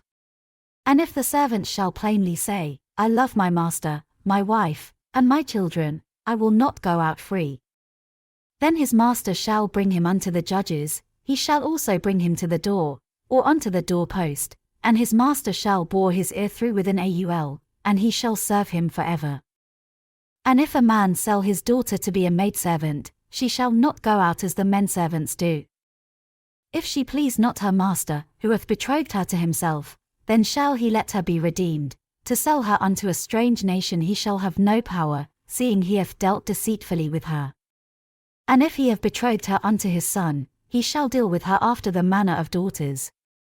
If he take him another wife, her food, her raiment, and her duty of marriage, shall he not diminish. And if he do not these 3 unto her, then shall she go out free without money. He that smiteth a man, so that he die, shall be surely put to death. And if a man lie not in wait, but God deliver him into his hand, then I will appoint thee a place whither he shall flee. But if a man come presumptuously upon his neighbor, to slay him with guile, thou shalt take him from mine altar, that he may die. And he that smiteth his father, or his mother, shall be surely put to death. And he that stealeth a man, and selleth him, or if he be found in his hand, he shall surely be put to death. And he that curseth his father, or his mother, shall surely be put to death. And if men strive together, and one smite another with a stone, or with his fist, and he die not, but keepeth his bed. If he rise again, and walk abroad upon his staff, then shall he that smote him be quit, only he shall pay for the loss of his time, and shall cause him to be thoroughly healed. And if a man smite his servant, or his maid, with a rod, and he die under his hand, he shall be surely punished. Notwithstanding, if he continue a day or two, he shall not be punished, for he is his money. If men strive, and hurt a woman with child, so that her fruit depart from her, and yet no mischief follow, he shall be surely punished, according as the woman's husband will lay upon him, and he shall pay as the judges determine. And if any mischief follow, then thou shalt give life for life, eye for eye, tooth for tooth, hand for hand, foot for foot, burning for burning, wound for wound, stripe for stripe. And if a man smite the eye of his servant, or the eye of his maid, that it perish, he shall let him go free for his eye's sake. And if he smite out his manservant's tooth, or his maidservant's tooth, he shall let him go free for his tooth's sake. If an ox gore a man or a woman, that they die, then the ox shall be surely stoned, and his flesh shall not be eaten, but the owner of the ox shall be quit. But if the ox were wont to push with his horn in time past, and it hath been testified to his owner, and he hath not kept him in, but that he hath killed a man or a woman, the ox shall be stoned, and his owner also shall be put to death. If there be laid on him a sum of money, then he shall give for the ransom of his life whatsoever is laid upon him. Whether he have gored a son, or have gored a daughter, according to this judgment shall it be done unto him. If the ox shall push a manservant or a maidservant, he shall give unto their master 30 shekels of silver, and the ox shall be stoned. And if a man shall open a pit, or if a man shall dig a pit, and not cover it, and an ox or an ass fall therein, the owner of the pit shall make it good, and give money unto the owner of them, and the dead beast shall be his. And if one man's ox hurt another's, that he die, then they shall sell the live ox, and divide the money of it, and the dead ox also they shall divide. Or if it be known that the ox hath used to push in time past, and his owner hath not kept him in, he shall surely pay ox for ox, and the debt shall be his own. If a man shall steal an ox, or a sheep, and kill it, or sell it, he shall restore 5 oxen for an ox, and 4 sheep for a sheep. If a thief be found breaking up, and be smitten that he die, there shall no blood be shed for him. If the sun be risen upon him, there shall be blood shed for him, for he should make full restitution. If he have nothing, then he shall be sold for his theft. If the theft be certainly found in his hand alive, whether it be ox, or ass, or sheep, he shall restore double. If a man shall cause a field or vineyard to be eaten, and shall put in his beast, and shall feed in another man's field, of the best of his own field, and of the best of his own vineyard, shall he make restitution. If fire break out, and catch in thorns, so that the stacks of corn, or the standing corn, or the field, be consumed therewith, he that kindled the fire shall surely make restitution. If a man shall deliver unto his neighbor money or stuff to keep, and it be stolen out of the man's house, if the thief be found, let him pay double. If the thief be not found, then the master of the house shall be brought unto the judges, to see whether he have put his hand unto his neighbor's goods. For all manner of trespass, whether it be for ox, for ass, for sheep, for raiment, or for any manner of lost thing, which another challengeth to be his, the cause of both parties shall come before the judges, and whom the judges shall condemn, he shall pay double unto his neighbor. If a man deliver unto his neighbor an ass, or an ox, or a sheep, or any beast, to keep, and it die, or be hurt, or driven away, no man seeing it, then shall an oath of the Lord be between them both, that he hath not put his hand unto his neighbor's goods, and the owner of it shall accept thereof, and he shall not make it good. And if it be stolen from him, he shall make restitution unto the owner thereof. If it be torn in pieces, then let him bring it for witness, and he shall not make good that which was torn. And if a man borrow aught of his neighbor, and it be hurt, or die, the owner thereof being not with it, he shall surely make it good. But if the owner thereof be with it, he shall not make it good. If it be an hired thing, it came for his hire. And if a man entice a maid that is not betrothed, and lie with her, he shall surely endow her to be his wife. If her father utterly refuse to give her unto him, he shall pay money according to the dowry of virgins. Thou shalt not suffer a witch to live. Whosoever lieth with a beast shall surely be put to death. He that sacrificeth unto any god, save unto the Lord only, he shall be utterly destroyed. Thou shalt neither vex a stranger, nor oppress him, for ye were strangers in the land of Egypt. Ye shall not afflict any widow, or fatherless child. If thou afflict them in any wise, and they cry at all unto me, I will surely hear their cry. And my wrath shall wax hot, and I will kill you with the sword, and your wives shall be widows, and your children fatherless. If thou lend money to any of my people that is poor by thee, thou shalt not be to him as an usurer, neither shalt thou lay upon him usury. If thou at all take thy neighbour's raiment to pledge, thou shalt deliver it unto him by that the sun goeth down. For that is his covering only, it is his raiment for his skin, wherein shall he sleep. And it shall come to pass, when he crieth unto me, that I will hear, for I am gracious. Thou shalt not revile the gods, nor curse the ruler of thy people. Thou shalt not delay to offer the first of thy ripe fruits, and of thy liquors, the firstborn of thy sons shalt thou give unto me. Likewise shalt thou do with thine oxen, and with thy sheep, 7 days it shall be with his dam, on the 8th day thou shalt give it me. And ye shall be holy men unto me, neither shall ye eat any flesh that is torn of beasts in the field, ye shall cast it to the dogs. Thou shalt not raise a false report, put not thine hand with the wicked to be an unrighteous witness. Thou shalt not follow a multitude to do evil, neither shalt thou speak in a cause to decline after many to wrest judgment.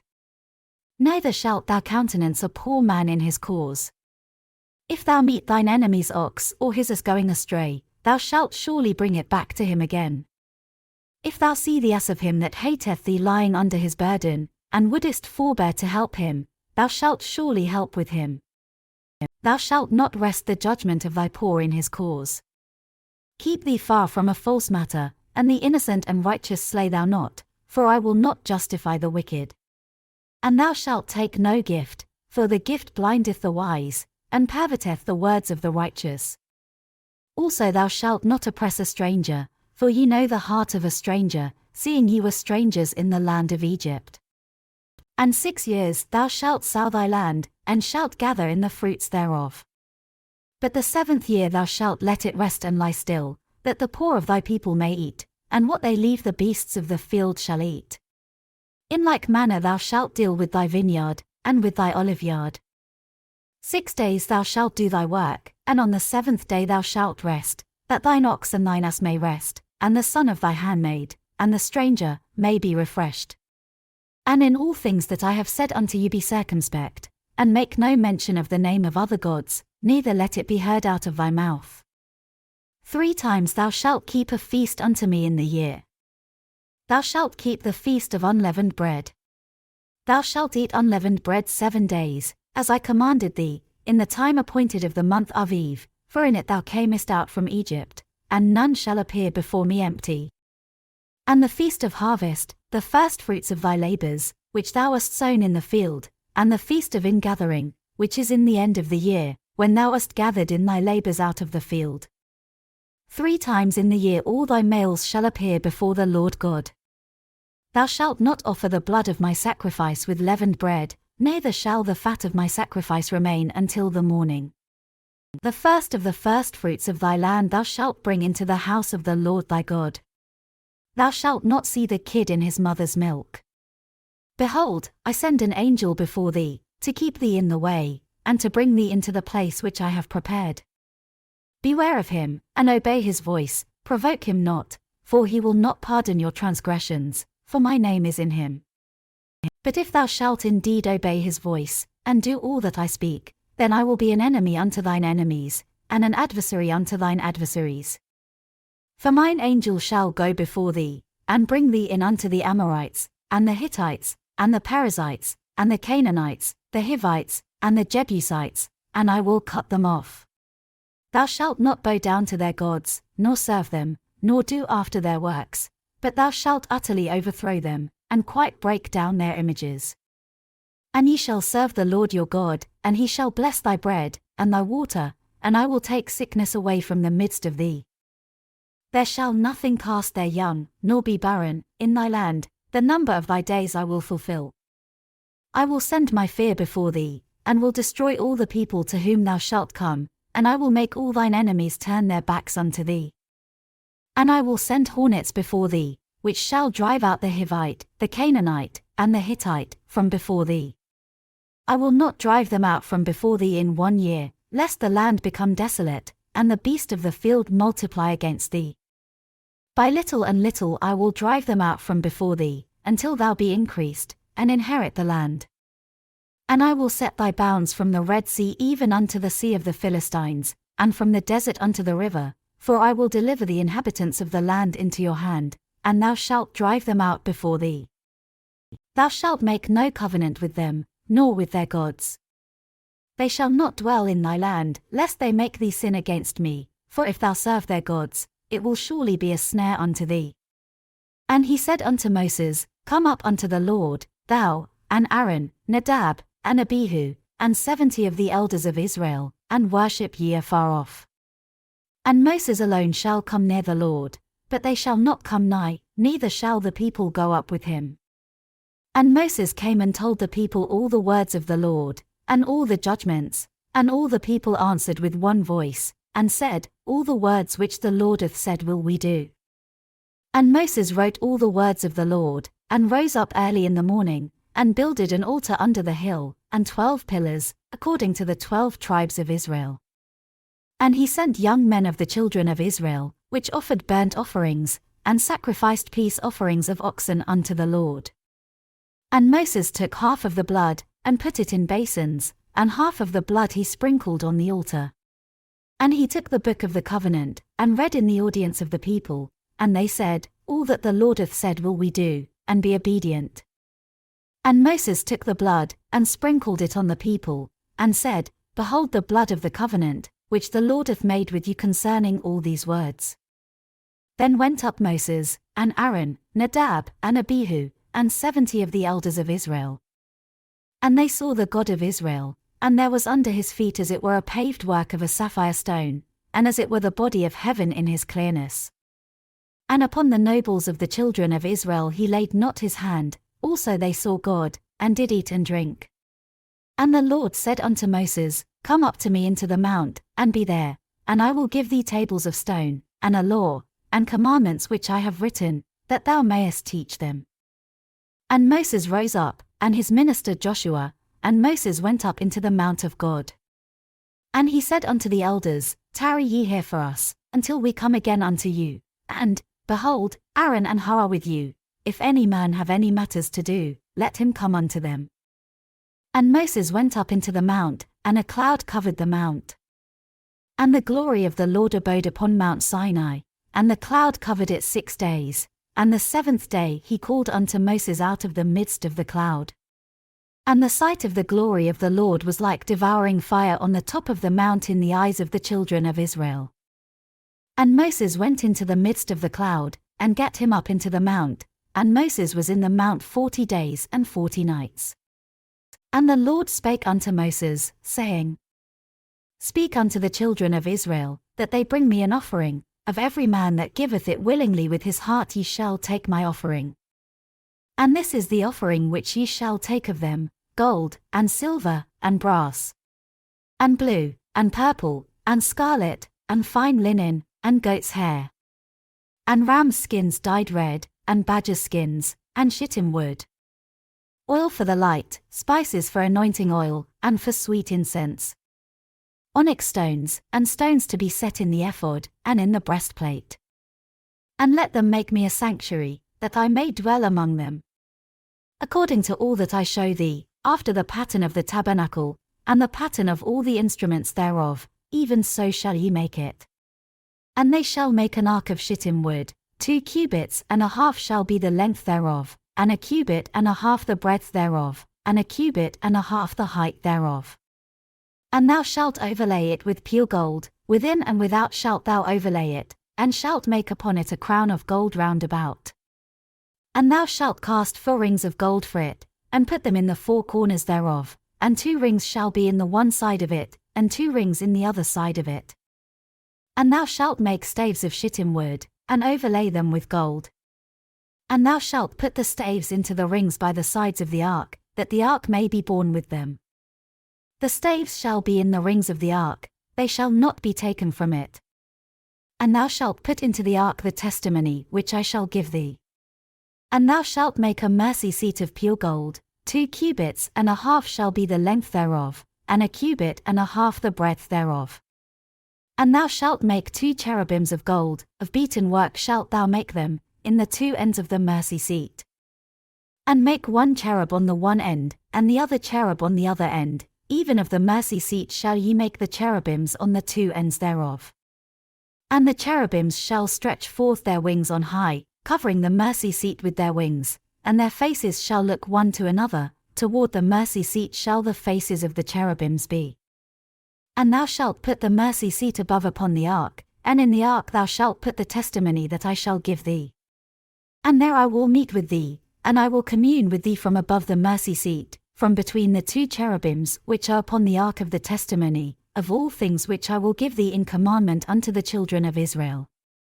Thou shalt also make a table of shittim wood, 2 cubits shall be the length thereof, and 1 cubit the breadth thereof, and 1 cubit and a half the height thereof. And thou shalt overlay it with pure gold, and make thereto a crown of gold round about. And thou shalt make unto it a border of an hand breadth round about, and thou shalt make a golden crown to the border thereof round about. And thou shalt make for it 4 rings of gold, and put the rings in the 4 corners that are on the 4 feet thereof. Over against the border shall the rings be for places of the staves to bear the table. And thou shalt make the staves of shittim wood, and overlay them with gold, that the table may be borne with them. And thou shalt make the dishes thereof, and spoons thereof, and covers thereof, and bowls thereof, to cover withal, of pure gold shalt thou make them. And thou shalt set upon the table showbread before me alway. And thou shalt make a candlestick of pure gold, of beaten work shall the candlestick be made, his shaft, and his branches, his bowls, his knops, and his flowers, shall be of the same. And 6 branches shall come out of the sides of it, 3 branches of the candlestick out of the one side, and 3 branches of the candlestick out of the other side. 3 bowls made like unto almonds, with a knop and a flower in one branch, and 3 bowls made like almonds in the other branch, with a knop and a flower, so in the 6 branches that come out of the candlestick. And in the candlestick shall be 4 bowls made like unto almonds, with their knops and their flowers. And there shall be a knop under 2 branches of the same, and a knop under 2 branches of the same, and a knop under 2 branches of the same, according to the 6 branches that proceed out of the candlestick. Their knops and their branches shall be of the same, all it shall be one beaten work of pure gold. And thou shalt make the 7 lamps thereof, and they shall light the lamps thereof, that they may give light over against it. And the tongs thereof, and the snuff dishes thereof, shall be of pure gold. Of a talent of pure gold shall he make it, with all these vessels.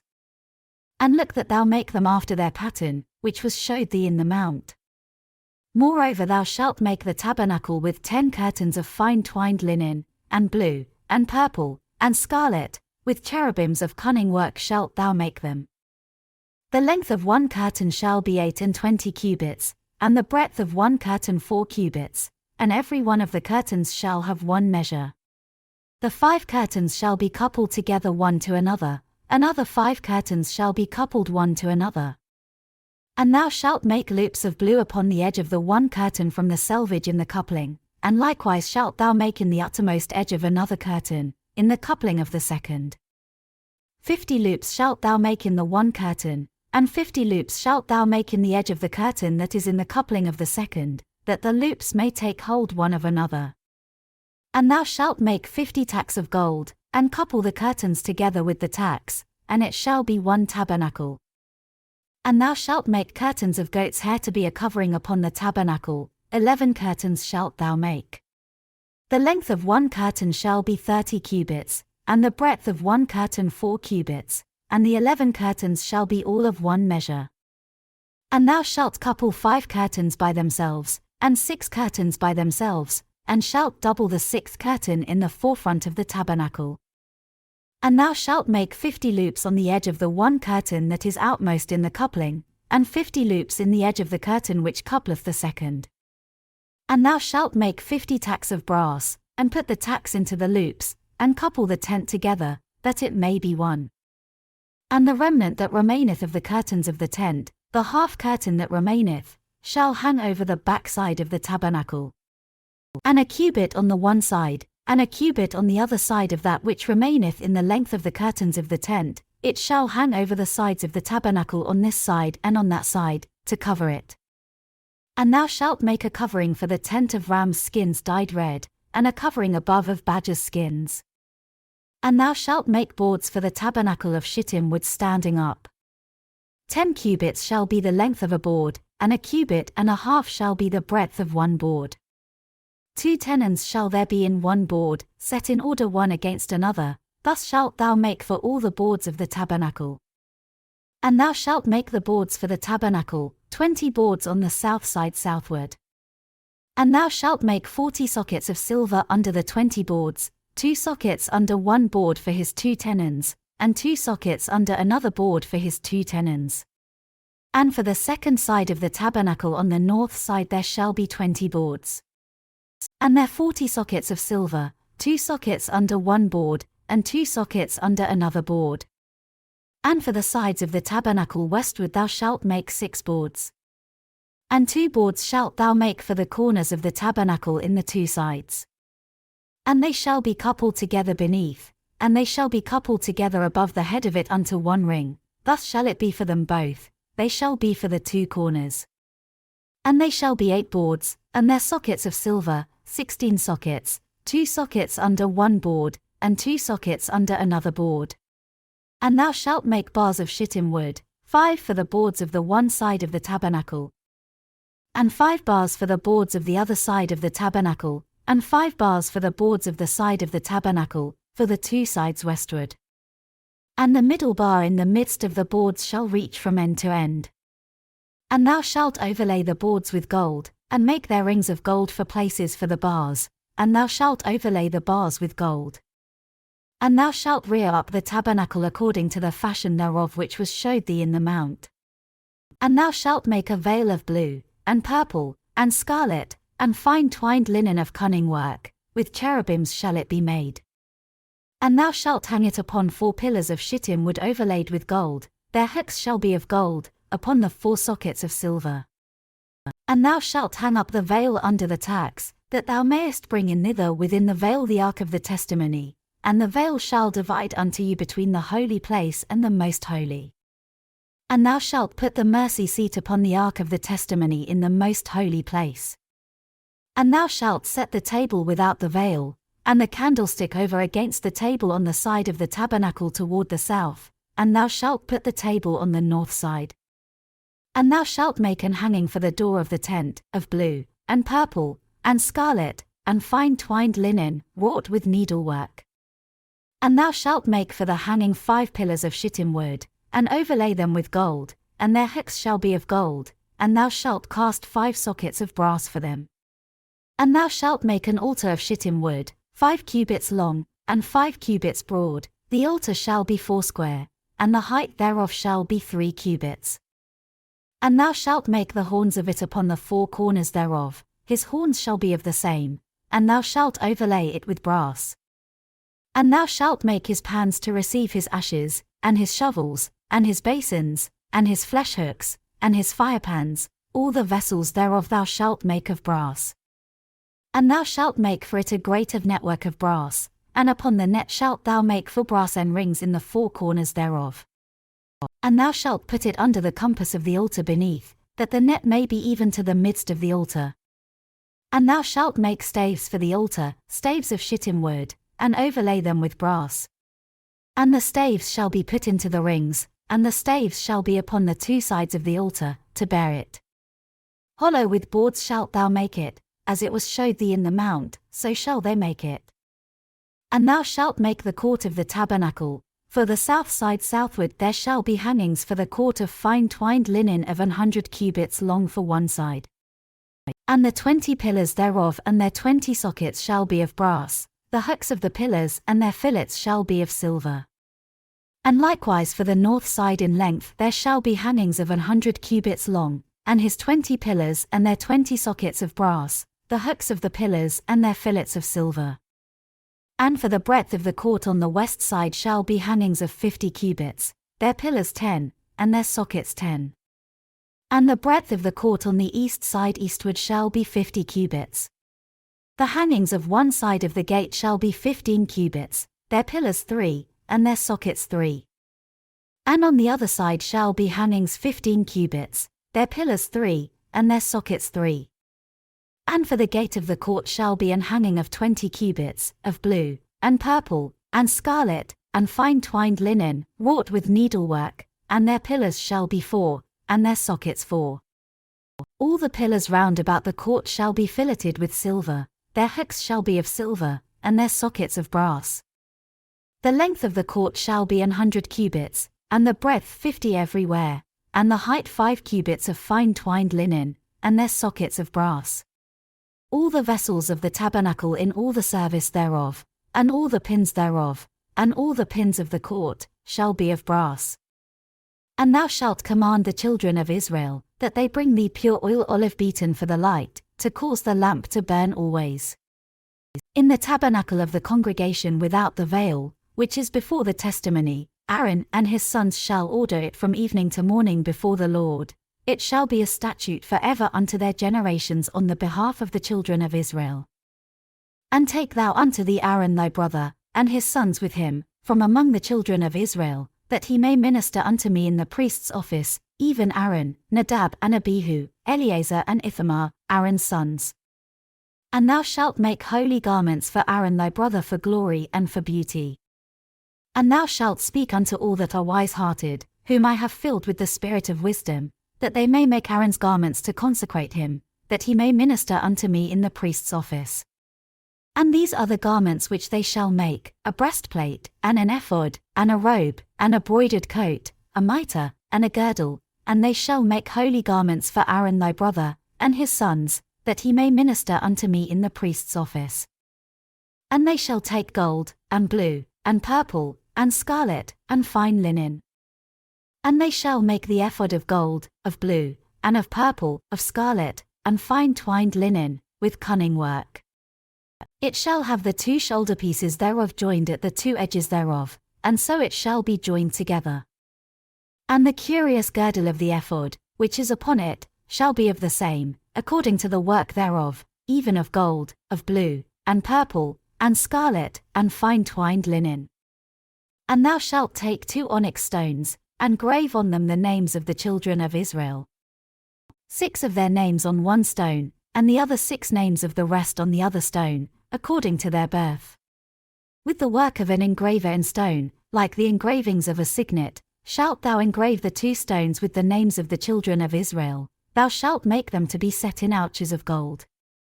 And thou shalt put the 2 stones upon the shoulders of the ephod for stones of memorial unto the children of Israel, and Aaron shall bear their names before the Lord upon his 2 shoulders for a memorial.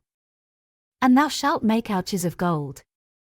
And 2 chains of pure gold at the ends, of wreathen work shalt thou make them, and fasten the wreathen chains to the ouches. And thou shalt make the breastplate of judgment with cunning work, after the work of the ephod thou shalt make it, of gold, of blue, and of purple, and of scarlet, and of fine twined linen, shalt thou make it. 4 it shall be being doubled, a span shall be the length thereof, and a span shall be the breadth thereof. And thou shalt set in it settings of stones, even 4 rows of stones. The first row shall be a sardius, a topaz, and a carbuncle, this shall be the first row. And the second row shall be an emerald, a sapphire, and a diamond. And the third row a ligure, an agate, and an amethyst. And the 4th row a beryl, and an onyx, and a jasper, they shall be set in gold in their enclosings. And the stones shall be with the names of the children of Israel, 12, according to their names, like the engravings of a signet, every one with his name shall they be according to the 12 tribes. And thou shalt make upon the breastplate chains at the ends of wreathen work of pure gold. And thou shalt make upon the breastplate 2 rings of gold, and shalt put the 2 rings on the 2 ends of the breastplate. And thou shalt put the 2 wreathen chains of gold in the 2 rings which are on the ends of the breastplate. And the other 2 ends of the 2 wreathen chains thou shalt fasten in the 2 ouches, and put them on the shoulder pieces of the ephod before it. And thou shalt make 2 rings of gold, and thou shalt put them upon the 2 ends of the breastplate in the border thereof, which is in the side of the ephod inward. And 2 other rings of gold thou shalt make, and shalt put them on the 2 sides of the ephod underneath, toward the forepart thereof, over against the other coupling thereof, above the curious girdle of the ephod. And they shall bind the breastplate by the rings thereof unto the rings of the ephod with a lace of blue, that it may be above the curious girdle of the ephod, and that the breastplate be not loosed from the ephod. And Aaron shall bear the names of the children of Israel in the breastplate of judgment upon his heart, when he goeth in unto the holy place, for a memorial before the Lord continually. And thou shalt put in the breastplate of judgment the Urim and the Thummim, and they shall be upon Aaron's heart, when he goeth in before the Lord, and Aaron shall bear the judgment of the children of Israel upon his heart before the Lord continually. And thou shalt make the robe of the ephod all of blue. And there shall be an hole in the top of it, in the midst thereof, it shall have a binding of woven work round about the whole of it, as it were the hole of an habergeon, that it be not rent. And beneath upon the hem of it thou shalt make pomegranates of blue, and of purple, and of scarlet, round about the hem thereof, and bells of gold between them round about. A golden bell and a pomegranate, a golden bell and a pomegranate, upon the hem of the robe round about. And it shall be upon Aaron to minister, and his sound shall be heard when he goeth in unto the holy place before the Lord, and when he cometh out, that he die not. And thou shalt make a plate of pure gold, and grave upon it, like the engravings of a signet, holiness to the Lord. And thou shalt put it on a blue lace, that it may be upon the mitre, upon the forefront of the mitre it shall be. And it shall be upon Aaron's forehead, that Aaron may bear the iniquity of the holy things, which the children of Israel shall hallow in all their holy gifts, and it shall be always upon his forehead, that they may be accepted before the Lord. And thou shalt embroider the coat of fine linen, and thou shalt make the mitre of fine linen, and thou shalt make the girdle of needlework. And for Aaron's sons thou shalt make coats, and thou shalt make for them girdles, and bonnets shalt thou make for them, for glory and for beauty.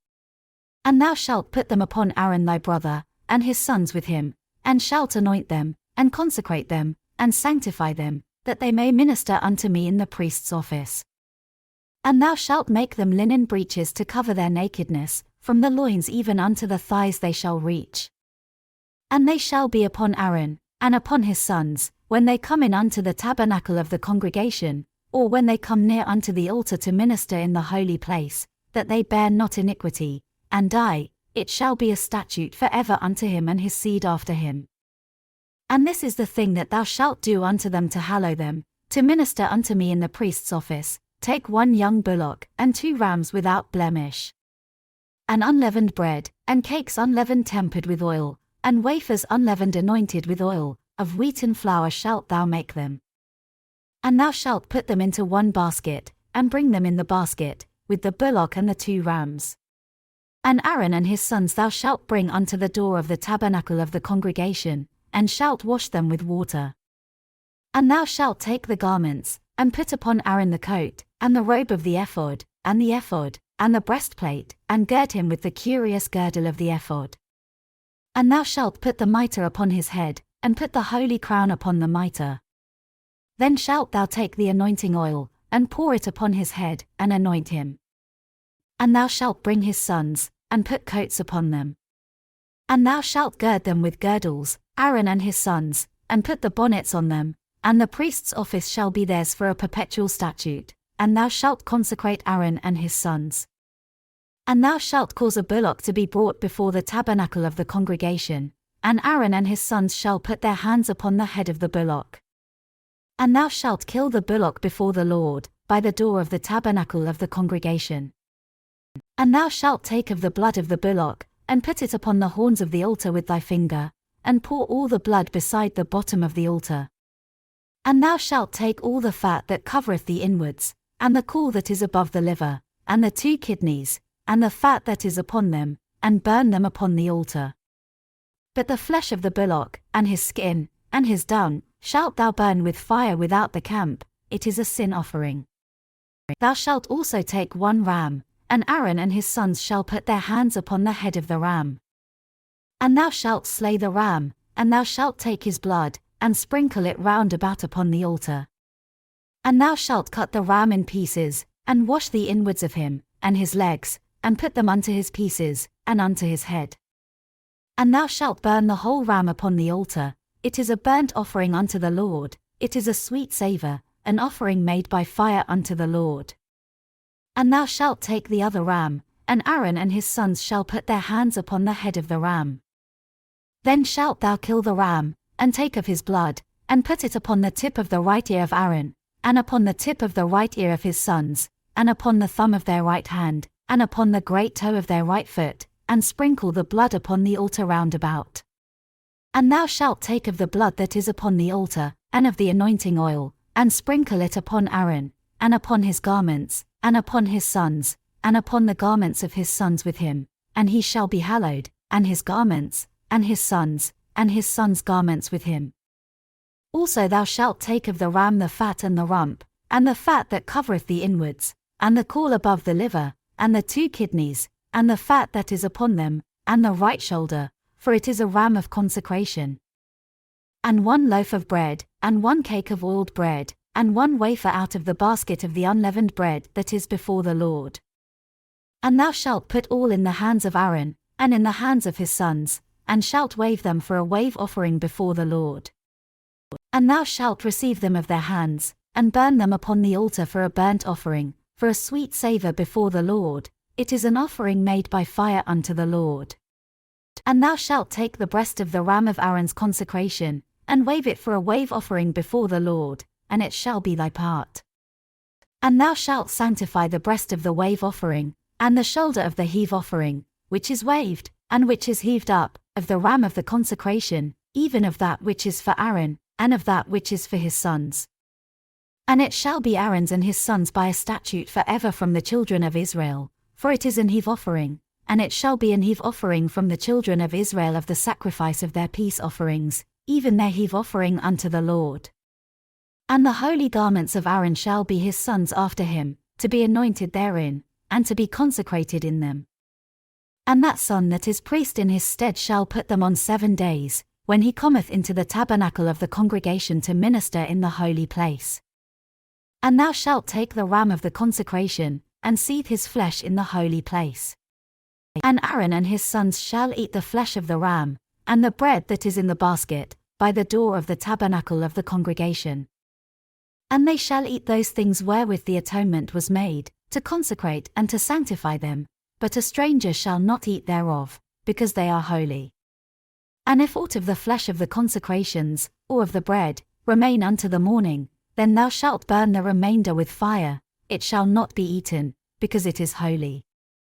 And thus shalt thou do unto Aaron, and to his sons, according to all things which I have commanded thee, 7 days shalt thou consecrate them. And thou shalt offer every day a bullock for a sin offering for atonement, and thou shalt cleanse the altar, when thou hast made an atonement for it, and thou shalt anoint it, to sanctify it. 7 days thou shalt make an atonement for the altar, and sanctify it, and it shall be an altar most holy, whatsoever toucheth the altar shall be holy. Now this is that which thou shalt offer upon the altar, 2 lambs of the first year day by day continually. The 1 lamb thou shalt offer in the morning, and the other lamb thou shalt offer at even.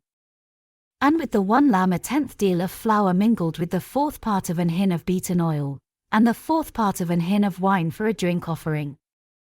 And the other lamb thou shalt offer at even, and shalt do thereto according to the meat offering of the morning, and according to the drink offering thereof, for a sweet savour, an offering made by fire unto the Lord. This shall be a continual burnt offering throughout your generations at the door of the tabernacle of the congregation before the Lord, where I will meet you, to speak there unto thee. And there I will meet with the children of Israel, and the tabernacle shall be sanctified by my glory. And I will sanctify the tabernacle of the congregation, and the altar, I will sanctify also both Aaron and his sons, to minister to me in the priest's office. And I will dwell among the children of Israel, and will be their God. And they shall know that I am the Lord their God, that brought them forth out of the land of Egypt, that I may dwell among them, I am the Lord their God. And thou shalt make an altar to burn incense upon, of shittim wood shalt thou make it. A cubit shall be the length thereof, and a cubit the breadth thereof, 4 square shall it be, and 2 cubits shall be the height thereof, the horns thereof shall be of the same. And thou shalt overlay it with pure gold, the top thereof, and the sides thereof round about, and the horns thereof, and thou shalt make unto it a crown of gold round about. And 2 golden rings shalt thou make to it under the crown of it, by the 2 corners thereof, upon the 2 sides of it shalt thou make it, and they shall be for places for the staves to bear it withal. And thou shalt make the staves of shittim wood, and overlay them with gold. And thou shalt put it before the veil that is by the ark of the testimony, before the mercy seat that is over the testimony, where I will meet with thee. And Aaron shall burn thereon sweet incense every morning, when he dresseth the lamps, he shall burn incense upon it. And when Aaron lighteth the lamps at even, he shall burn incense upon it, a perpetual incense before the Lord throughout your generations. Ye shall offer no strange incense thereon, nor burnt sacrifice, nor meat offering, neither shall ye pour drink offering thereon.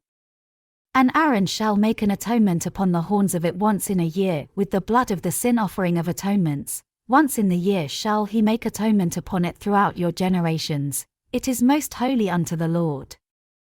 And the Lord spake unto Moses, saying, When thou takest the sum of the children of Israel after their number, then shall they give every man a ransom for his soul unto the Lord, when thou numberest them, that there be no plague among them, when thou numberest them. This they shall give, every one that passeth among them that are numbered, half a shekel after the shekel of the sanctuary. A shekel is 20 gerahs, and half shekel shall be the offering of the Lord. Every one that passeth among them that are numbered, from 20 years old and above, shall give an offering unto the Lord. The rich shall not give more, and the poor shall not give less than half a shekel, when they give an offering unto the Lord, to make an atonement for your souls. And thou shalt take the atonement money of the children of Israel, and shalt appoint it for the service of the tabernacle of the congregation, that it may be a memorial unto the children of Israel before the Lord, to make an atonement for your souls. And the Lord spake unto Moses, saying, Thou shalt also make a laver of brass, and his foot also of brass, to wash withal, and thou shalt put it between the tabernacle of the congregation and the altar, and thou shalt put water therein. For Aaron and his sons shall wash their hands and their feet thereat. When they go into the tabernacle of the congregation, they shall wash with water, that they die not, or when they come near to the altar to minister, to burn offering made by fire unto the Lord. So they shall wash their hands and their feet, that they die not, and it shall be a statute forever to them, even to him and to his seed throughout their generations. Moreover the Lord spake unto Moses, saying, Take thou also unto thee principal spices, of pure myrrh 500 shekels, and of sweet cinnamon half so much, even 250 shekels, and of sweet calamus 250 shekels. And of cassia 500 shekels, after the shekel of the sanctuary, and of oil olive and hin. And thou shalt make it an oil of holy ointment, an ointment compound after the art of the apothecary, it shall be an holy anointing oil. And thou shalt anoint the tabernacle of the congregation therewith, and the ark of the testimony. And the table and all his vessels, and the candlestick and his vessels, and the altar of incense. And the altar of burnt offering with all his vessels, and the laver and his foot. And thou shalt sanctify them, that they may be most holy, whatsoever toucheth them shall be holy. And thou shalt anoint Aaron and his sons, and consecrate them, that they may minister unto me in the priest's office. And thou shalt speak unto the children of Israel, saying, This shall be an holy anointing oil unto me throughout your generations. Upon man's flesh shall it not be poured, neither shall ye make any other like it, after the composition of it, it is holy, and it shall be holy unto you. Whosoever compoundeth any like it, or whosoever putteth any of it upon a stranger, shall even be cut off from his people. And the Lord said unto Moses, Take unto thee sweet spices, stacte, and onycha, and galbanum, these sweet spices with pure frankincense, of each shall there be a like weight.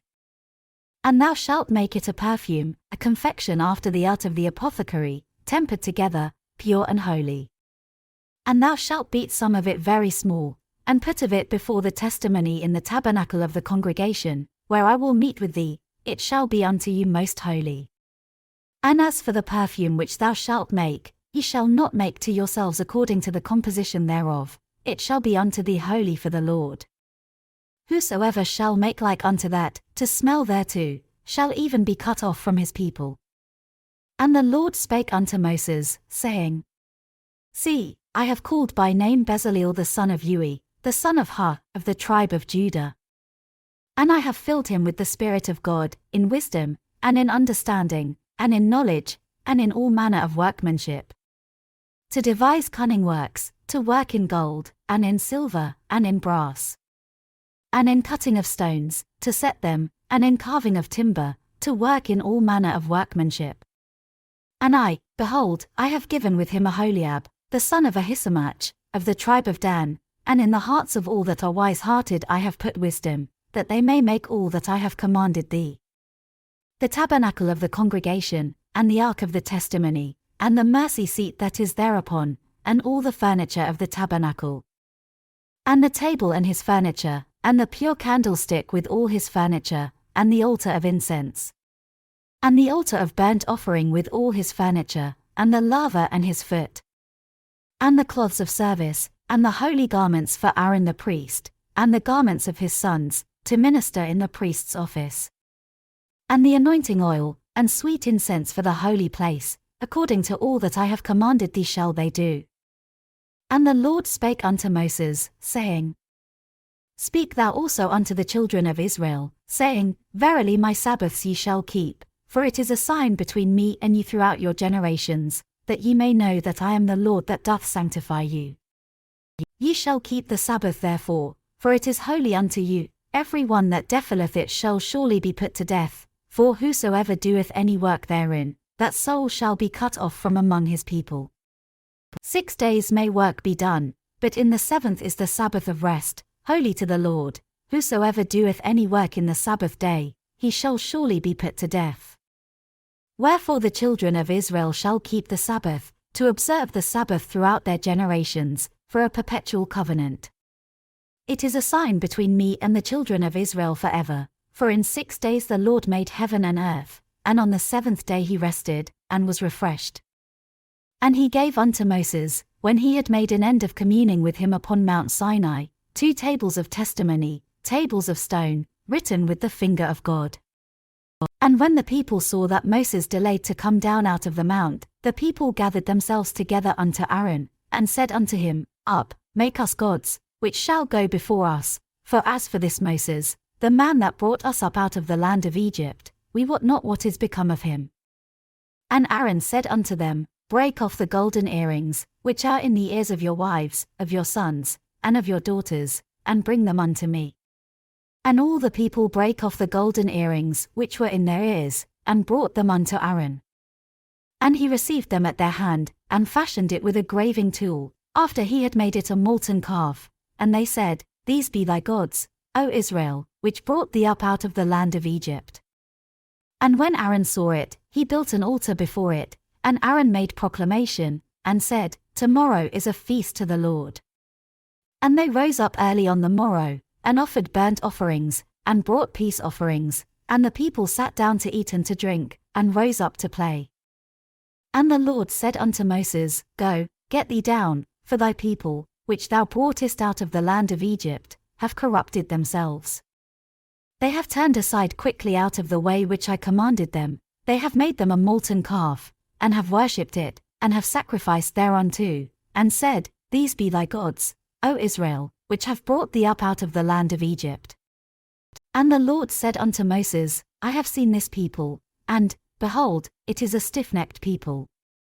Now therefore let me alone, that my wrath may wax hot against them, and that I may consume them, and I will make of thee a great nation.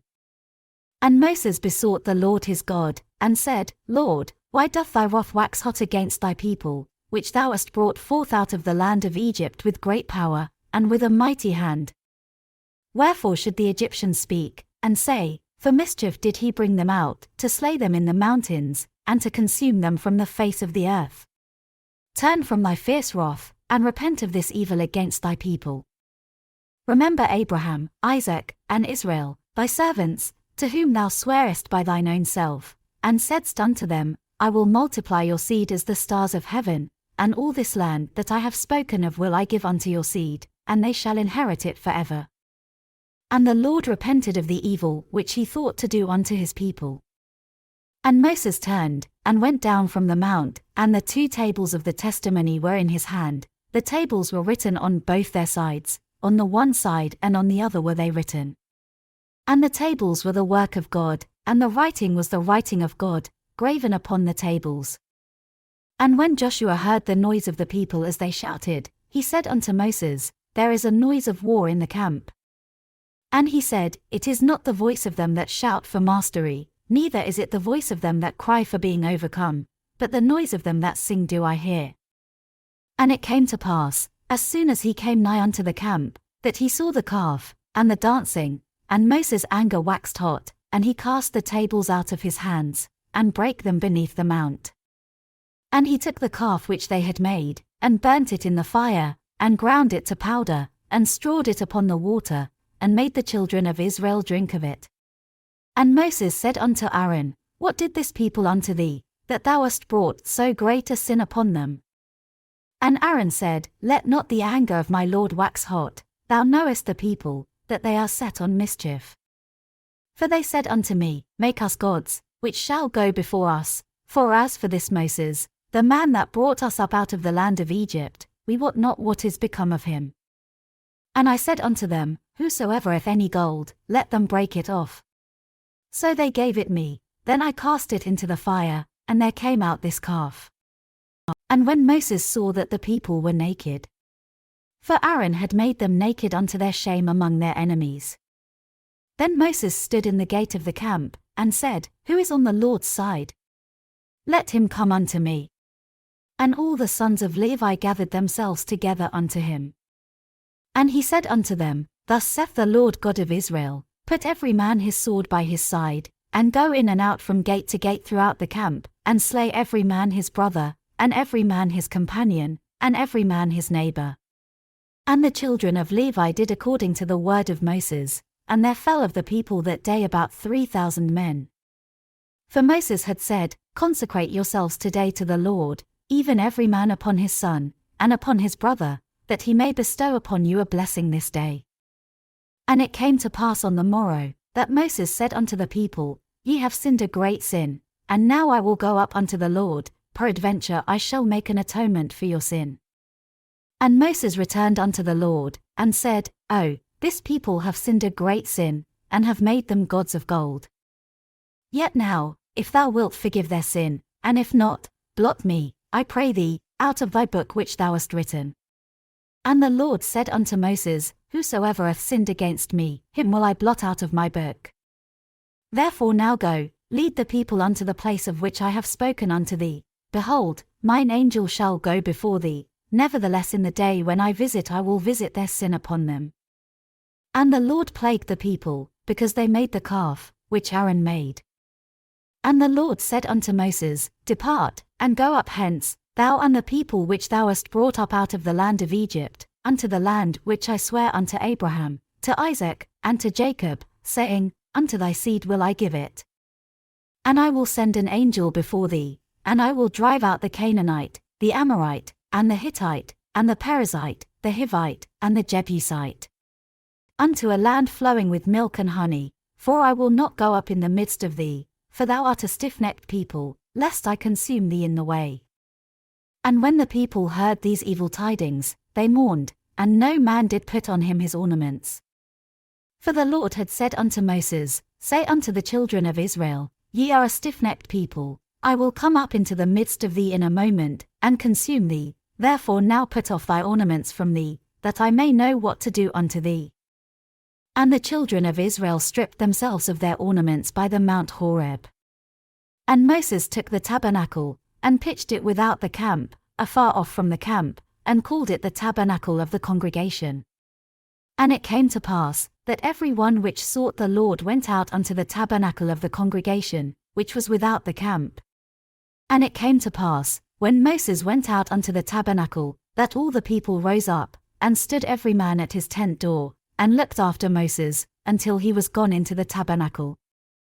And it came to pass, As Moses entered into the tabernacle, the cloudy pillar descended, and stood at the door of the tabernacle, and the Lord talked with Moses. And all the people saw the cloudy pillar stand at the tabernacle door, and all the people rose up and worshipped, every man in his tent door. And the Lord spake unto Moses face to face, as a man speaketh unto his friend. And he turned again into the camp, but his servant Joshua, the son of Nun, a young man, departed not out of the tabernacle. And Moses said unto the Lord, See, thou sayest unto me, Bring up this people, and thou hast not let me know whom thou wilt send with me. Yet thou hast said, I know thee by name, and thou hast also found grace in my sight. Now therefore, I pray thee, if I have found grace in thy sight, show me now thy way, that I may know thee, that I may find grace in thy sight, and consider that this nation is thy people. And he said, My presence shall go with thee, and I will give thee rest. And he said unto him, If thy presence go not with me, carry us not up hence. For wherein shall it be known here that I and thy people have found grace in thy sight? Is it not in that thou goest with us? So shall we be separated, I and thy people, from all the people that are upon the face of the earth. And the Lord said unto Moses, I will do this thing also that thou hast spoken, for thou hast found grace in my sight, and I know thee by name. And he said, I beseech thee, show me thy glory. And he said, I will make all my goodness pass before thee, and I will proclaim the name of the Lord before thee, and will be gracious to whom I will be gracious, and will show mercy on whom I will show mercy. And he said, Thou canst not see my face, for there shall no man see me, and live. And the Lord said, Behold, there is a place by me, and thou shalt stand upon a rock. And it shall come to pass, while my glory passeth by, that I will put thee in a cleft of the rock, and will cover thee with my hand while I pass by. And I will take away mine hand, and thou shalt see my back parts, but my face shall not be seen. And the Lord said unto Moses, Hew thee 2 tables of stone like unto the first, and I will write upon these tables the words that were in the first tables, which thou breakest. And be ready in the morning, and come up in the morning unto Mount Sinai, and present thyself there to me in the top of the mount. And no man shall come up with thee, neither let any man be seen throughout all the mount, neither let the flocks nor herds feed before that mount. And he hewed 2 tables of stone like unto the first, and Moses rose up early in the morning, and went up unto Mount Sinai, as the Lord had commanded him, and took in his hand the 2 tables of stone. And the Lord descended in the cloud, and stood with him there, and proclaimed the name of the Lord. And the Lord passed by before him, and proclaimed, the Lord God, merciful and gracious, long-suffering, and abundant in goodness and truth, keeping mercy for thousands, forgiving iniquity and transgression and sin, and that will by no means clear the guilty, visiting the iniquity of the fathers upon the children, and upon the children's children, unto the 3rd and to the 4th generation. And Moses made haste, and bowed his head toward the earth, and worshipped. And he said, If now I have found grace in thy sight, O Lord, let my Lord, I pray thee, go among us, for it is a stiff-necked people, and pardon our iniquity and our sin, and take us for thine inheritance. And he said, Behold, I make a covenant, before all thy people I will do marvels, such as have not been done in all the earth, nor in any nation, and all the people among which thou art shall see the work of the Lord, for it is a terrible thing that I will do with thee. Observe thou that which I command thee this day. Behold, I drive out before thee the Amorite, and the Canaanite, and the Hittite, and the Perizzite, and the Hivite, and the Jebusite. Take heed to thyself, lest thou make a covenant with the inhabitants of the land whither thou goest, lest it be for a snare in the midst of thee. But ye shall destroy their altars, break their images, and cut down their groves. For thou shalt worship no other God, for the Lord, whose name is jealous, is a jealous God. Lest thou make a covenant with the inhabitants of the land, and they go a-whoring after their gods, and do sacrifice unto their gods, and one call thee, and thou eat of his sacrifice. And thou take of their daughters unto thy sons, and their daughters go a-whoring after their gods, and make thy sons go a-whoring after their gods. Thou shalt make thee no molten gods. The feast of unleavened bread shalt thou keep. 7 days thou shalt eat unleavened bread, as I commanded thee, in the time of the month Aviv, for in the month Aviv thou camest out from Egypt. All that openeth the matrix is mine, and every firstling among thy cattle, whether ox or sheep, that is male. But the firstling of an ass thou shalt redeem with a lamb, and if thou redeem him not, then shalt thou break his neck. All the firstborn of thy sons thou shalt redeem. And none shall appear before me empty. 6 days thou shalt work, but on the 7th day thou shalt rest, in earing time and in harvest thou shalt rest. And thou shalt observe the feast of weeks, of the firstfruits of wheat harvest, and the feast of ingathering at the year's end. Thrice in the year shall all your men-children appear before the Lord God, the God of Israel. For I will cast out the nations before thee, and enlarge thy borders, neither shall any man desire thy land, when thou shalt go up to appear before the Lord thy God thrice in the year. Thou shalt not offer the blood of my sacrifice with leaven, neither shall the sacrifice of the feast of the Passover be left unto the morning. The first of the firstfruits of thy land thou shalt bring unto the house of the Lord thy God. Thou shalt not see the kid in his mother's milk. And the Lord said unto Moses, Write thou these words, for after the tenor of these words I have made a covenant with thee and with Israel. And he was there with the Lord 40 days and 40 nights, he did neither eat bread, nor drink water. And he wrote upon the tables the words of the covenant, the 10 commandments. And it came to pass, when Moses came down from Mount Sinai with the 2 tables of testimony in Moses' hand, when he came down from the mount, that Moses wist not that the skin of his face shone while he talked with him. And when Aaron and all the children of Israel saw Moses, behold, the skin of his face shone, and they were afraid to come nigh him. And Moses called unto them, and Aaron and all the rulers of the congregation returned unto him, and Moses talked with them. And afterward all the children of Israel came nigh, and he gave them in commandment all that the Lord had spoken with him in Mount Sinai. Until Moses had done speaking with them, he put a veil on his face. But when Moses went in before the Lord to speak with him, he took the veil off, until he came out. And he came out, and spake unto the children of Israel that which he was commanded. And the children of Israel saw the face of Moses, that the skin of Moses' face shone, and Moses put the veil upon his face again, until he went in to speak with him. And Moses gathered all the congregation of the children of Israel together, and said unto them, These are the words which the Lord hath commanded, that ye should do them. 6 days shall work be done, but on the 7th day there shall be to you an holy day, a Sabbath of rest to the Lord, whosoever doeth work therein shall be put to death. Ye shall kindle no fire throughout your habitations upon the Sabbath day. And Moses spake unto all the congregation of the children of Israel, saying, This is the thing which the Lord commanded, saying, Take ye from among you an offering unto the Lord, whosoever is of a willing heart, let him bring it, an offering of the Lord, gold, and silver, and brass, and blue, and purple, and scarlet, and fine linen, and goat's hair, and ram's skins dyed red, and badger skins, and shittim wood, and oil for the light, and spices for anointing oil, and for the sweet incense, and onyx stones, and stones to be set for the ephod, and for the breastplate. And every wise-hearted among you shall come, and make all that the Lord hath commanded. The tabernacle, his tent, and his covering, his tacks, and his boards, his bars, his pillars, and his sockets. The ark, and the staves thereof, with the mercy seat, and the veil of the covering. The table, and his staves, and all his vessels, and the showbread. The candlestick also for the light, and his furniture, and his lamps, with the oil for the light. And the incense altar, and his staves, and the anointing oil, and the sweet incense, and the hanging for the door at the entering in of the tabernacle. The altar of burnt offering, with his brasen grate, his staves, and all his vessels, the laver and his foot. The hangings of the court, his pillars, and their sockets, and the hanging for the door of the court. The pins of the tabernacle, and the pins of the court, and their cords.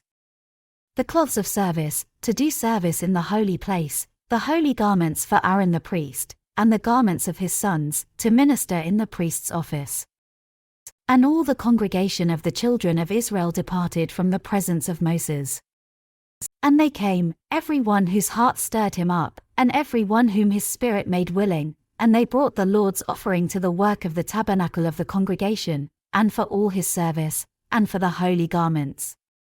And they came, both men and women, as many as were willing-hearted, and brought bracelets, and earrings, and rings, and tablets, all jewels of gold, and every man that offered an offering of gold unto the Lord. And every man, with whom was found blue, and purple, and scarlet, and fine linen, and goat's hair, and red skins of rams, and badgers' skins, brought them. Every one that did offer an offering of silver and brass brought the Lord's offering, and every man, with whom was found shittim wood for any work of the service, brought it. And all the women that were wise-hearted did spin with their hands, and brought that which they had spun, both of blue, and of purple, and of scarlet, and of fine linen. And all the women whose hearts stirred them up in wisdom spun goat's hair. And the rulers brought onyx stones, and stones to be set, for the ephod, and for the breastplate.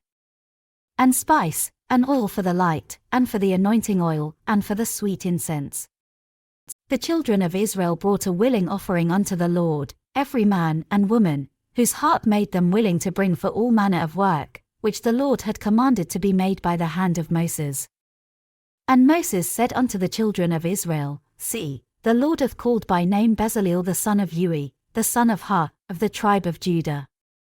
And he hath filled him with the Spirit of God, in wisdom, in understanding, and in knowledge, and in all manner of workmanship.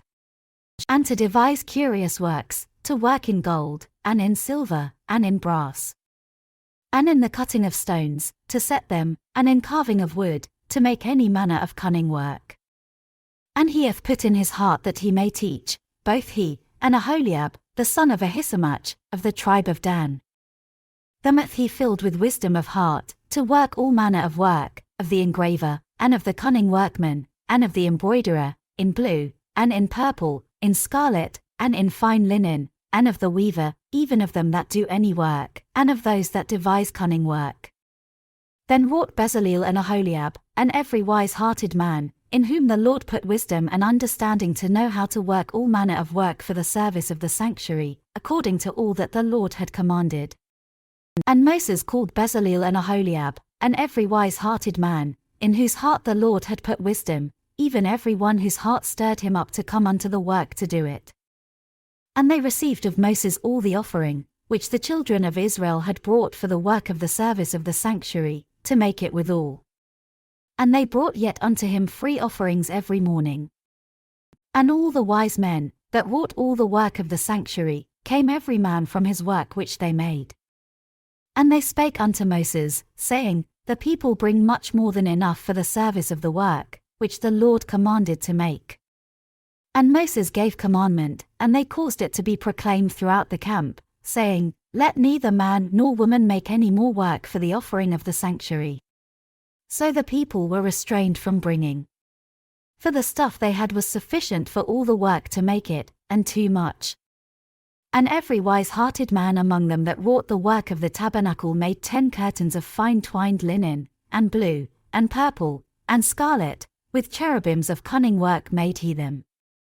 The length of one curtain was 28 cubits, and the breadth of one curtain 4 cubits, the curtains were all of one size. And he coupled the 5 curtains one unto another, and the other 5 curtains he coupled one unto another. And he made loops of blue on the edge of one curtain from the selvage in the coupling, likewise he made in the uttermost side of another curtain, in the coupling of the second. 50 loops made he in one curtain, and 50 loops made he in the edge of the curtain which was in the coupling of the second, the loops held one curtain to another. And he made 50 tacks of gold, and coupled the curtains one unto another with the tacks, so it became one tabernacle. And he made curtains of goat's hair for the tent over the tabernacle, 11 curtains he made them.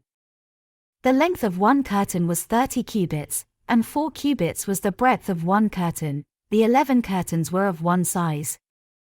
And he coupled 5 curtains by themselves, and 6 curtains by themselves. And he made 50 loops upon the uttermost edge of the curtain in the coupling, And 50 loops made he upon the edge of the curtain which coupleth the second. And he made 50 tacks of brass to couple the tent together, that it might be one. And he made a covering for the tent of rams' skins dyed red, and a covering of badgers' skins above that. And he made boards for the tabernacle of shittim wood, standing up. The length of a board was 10 cubits, and the breadth of a board 1 cubit and a half.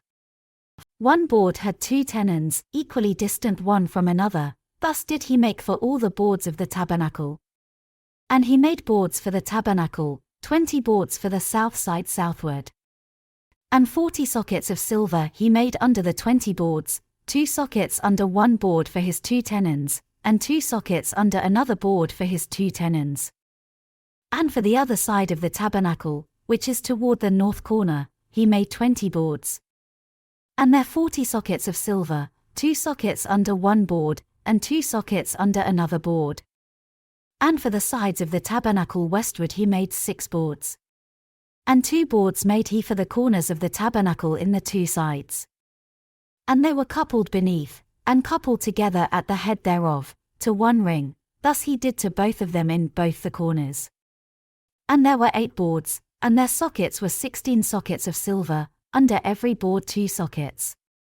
And he made bars of shittim wood, 5 for the boards of the one side of the tabernacle, and 5 bars for the boards of the other side of the tabernacle, and 5 bars for the boards of the tabernacle for the sides westward.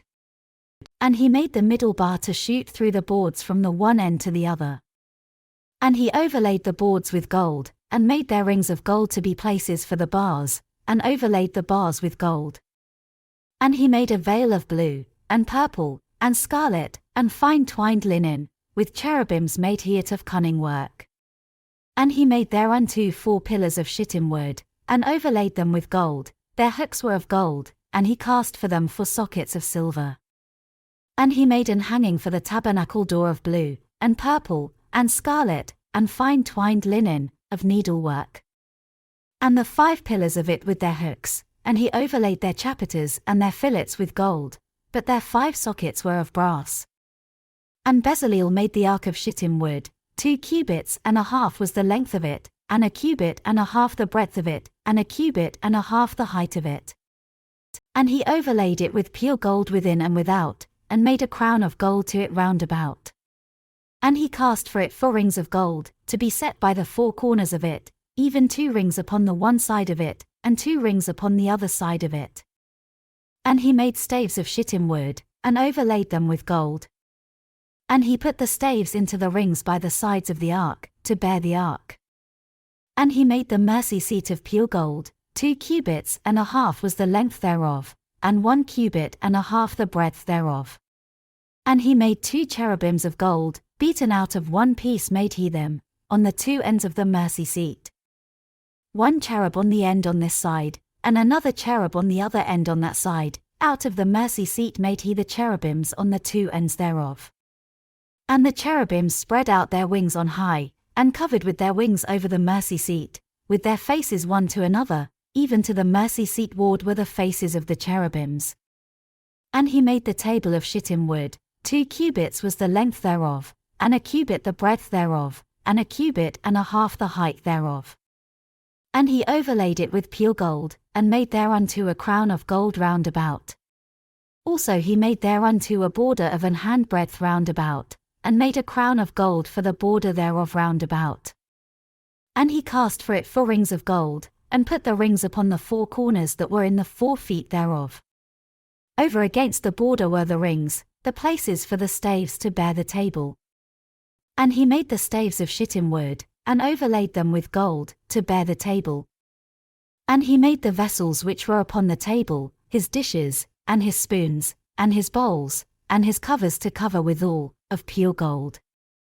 And he made the candlestick of pure gold, of beaten work made he the candlestick, his shaft, and his branch, his bowls, his knops, and his flowers, were of the same.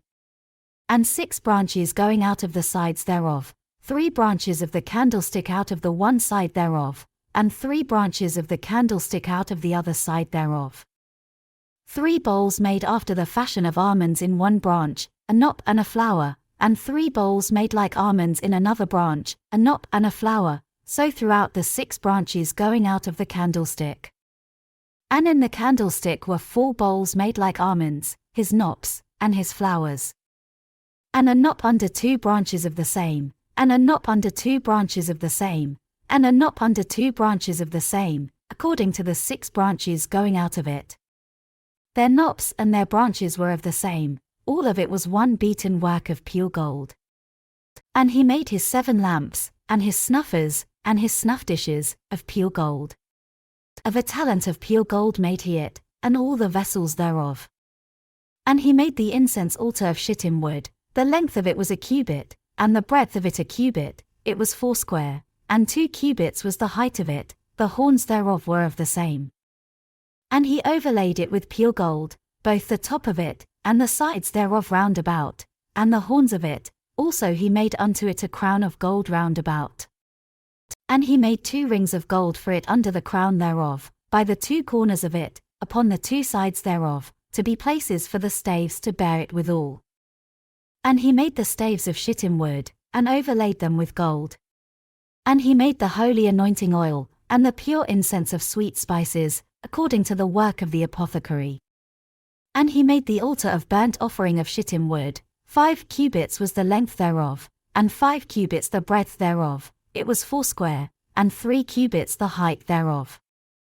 And he made the horns thereof on the 4 corners of it, the horns thereof were of the same, and he overlaid it with brass. And he made all the vessels of the altar, the pots, and the shovels, and the basins, and the flesh hooks, and the firepans, all the vessels thereof made he of brass. And he made for the altar a brass end grate of network under the compass thereof beneath unto the midst of it. And he cast 4 rings for the 4 ends of the grate of brass, to be places for the staves. And he made the staves of shittim wood, and overlaid them with brass. And he put the staves into the rings on the sides of the altar, to bear it withal, he made the altar hollow with boards. And he made the lava of brass, and the foot of it of brass, of the looking glasses of the women assembling, which assembled at the door of the tabernacle of the congregation. And he made the court, on the south side southward the hangings of the court were of fine twined linen, 100 cubits. Their pillars were 20, and their brass end sockets 20, the hooks of the pillars and their fillets were of silver. And for the north side the hangings were 100 cubits, their pillars were 20, and their sockets of brass 20, the hooks of the pillars and their fillets of silver. And for the west side were hangings of 50 cubits, their pillars 10, and their sockets 10, the hooks of the pillars and their fillets of silver.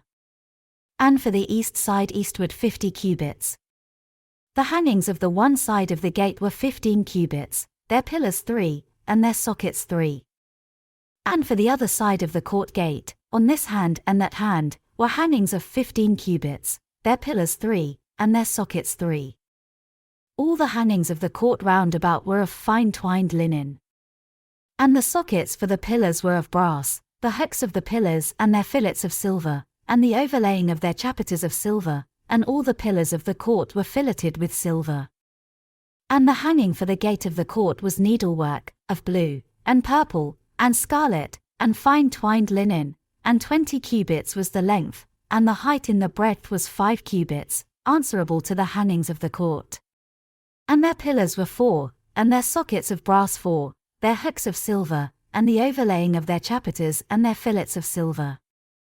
And all the pins of the tabernacle and of the court round about were of brass. This is the sum of the tabernacle, even of the tabernacle of testimony, as it was counted, according to the commandment of Moses, for the service of the Levites, by the hand of Ithamar, son to Aaron the priest. And Bezaleel the son of Ui, the son of Hur, of the tribe of Judah, made all that the Lord commanded Moses. And with him was Aholiab, son of Ahisamach, of the tribe of Dan, an engraver, and a cunning workman, and an embroiderer in blue, and in purple, and in scarlet, and fine linen. All the gold that was occupied for the work in all the work of the holy place, even the gold of the offering, was 29 talents, and 730 shekels, after the shekel of the sanctuary. And the silver of them that were numbered of the congregation was 100 talents, and 1,763 shekels, after the shekel of the sanctuary.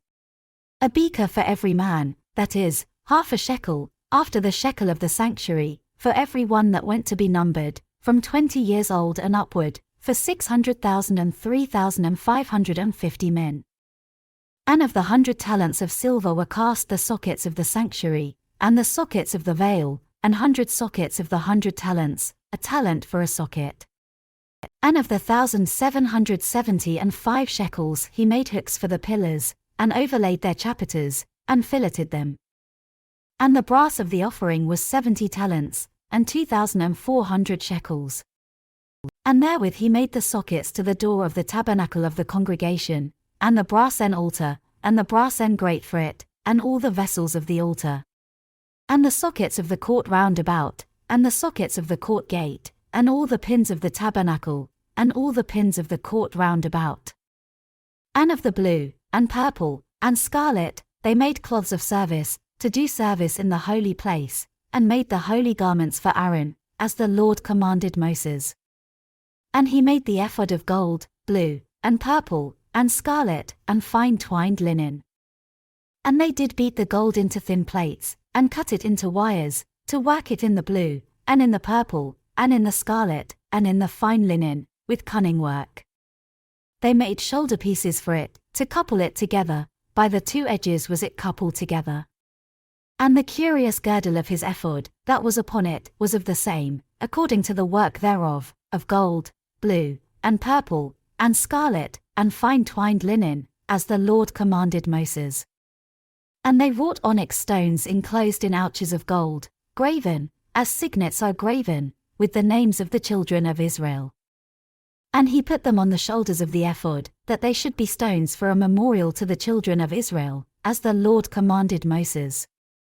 And he made the breastplate of cunning work, like the work of the ephod, of gold, blue, and purple, and scarlet, and fine twined linen. It was foursquare. They made the breastplate double, a span was the length thereof, and a span the breadth thereof, being doubled. And they set in it 4 rows of stones. The first row was a sardius, a topaz, and a carbuncle, this was the first row. And the second row, an emerald, a sapphire, and a diamond. And the third row, a ligure, an agate, and an amethyst. And the fourth row, a beryl, an onyx, and a jasper, they were enclosed in ouches of gold in their enclosings. And the stones were according to the names of the children of Israel, 12, according to their names, like the engravings of a signet, every one with his name, according to the 12 tribes. And they made upon the breastplate chains at the ends, of wreathen work of pure gold. And they made 2 ouches of gold, and 2 gold rings, and put the 2 rings in the 2 ends of the breastplate. And they put the 2 wreathen chains of gold in the 2 rings on the ends of the breastplate. And the 2 ends of the 2 wreathen chains they fastened in the 2 ouches, and put them on the shoulder pieces of the ephod, before it.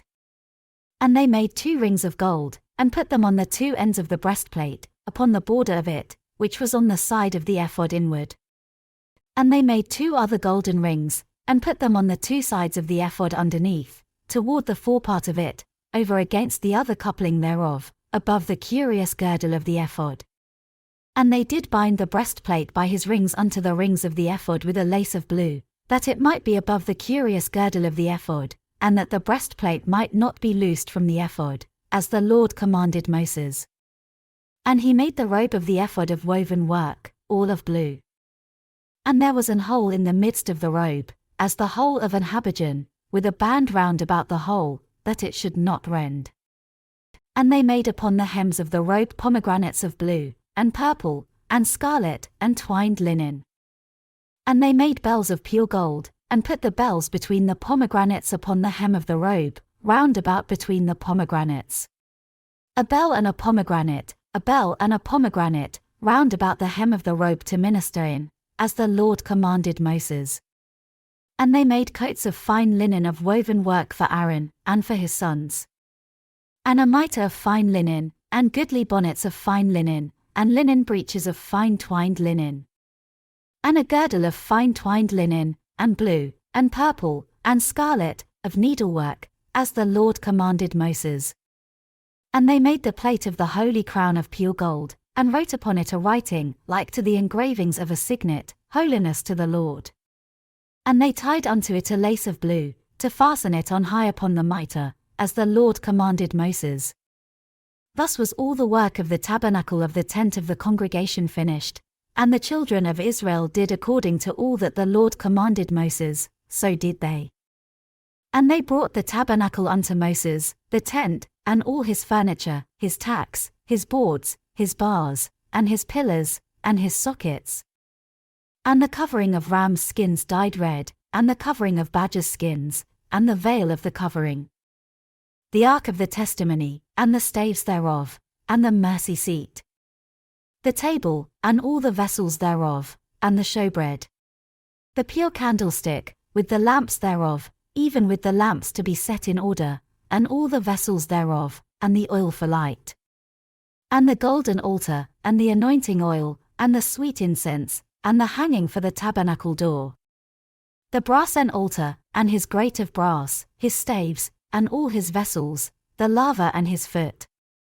The hangings of the court, his pillars, and his sockets, and the hanging for the court gate, his cords, and his pins, and all the vessels of the service of the tabernacle, for the tent of the congregation. The cloths of service to do service in the holy place, and the holy garments for Aaron the priest, and his sons' garments, to minister in the priest's office. According to all that the Lord commanded Moses, so the children of Israel made all the work. And Moses did look upon all the work, and, behold, they had done it as the Lord had commanded, even so had they done it, and Moses blessed them. And the Lord spake unto Moses, saying, On the first day of the first month shalt thou set up the tabernacle of the tent of the congregation. And thou shalt put therein the ark of the testimony, and cover the ark with the veil. And thou shalt bring in the table, and set in order the things that are to be set in order upon it, and thou shalt bring in the candlestick, and light the lamps thereof. And thou shalt set the altar of gold for the incense before the ark of the testimony, and put the hanging of the door to the tabernacle. And thou shalt set the altar of the burnt offering before the door of the tabernacle of the tent of the congregation. And thou shalt set the laver between the tent of the congregation and the altar, and shalt put water therein. And thou shalt set up the court round about, and hang up the hanging at the court gate. And thou shalt take the anointing oil, and anoint the tabernacle, and all that is therein, and shalt hallow it, and all the vessels thereof, and it shall be holy. And thou shalt anoint the altar of the burnt offering, and all his vessels, and sanctify the altar, and it shall be an altar most holy. And thou shalt anoint the laver and his foot, and sanctify it. And thou shalt bring Aaron and his sons unto the door of the tabernacle of the congregation, and wash them with water. And thou shalt put upon Aaron the holy garments, and anoint him, and sanctify him, that he may minister unto me in the priest's office.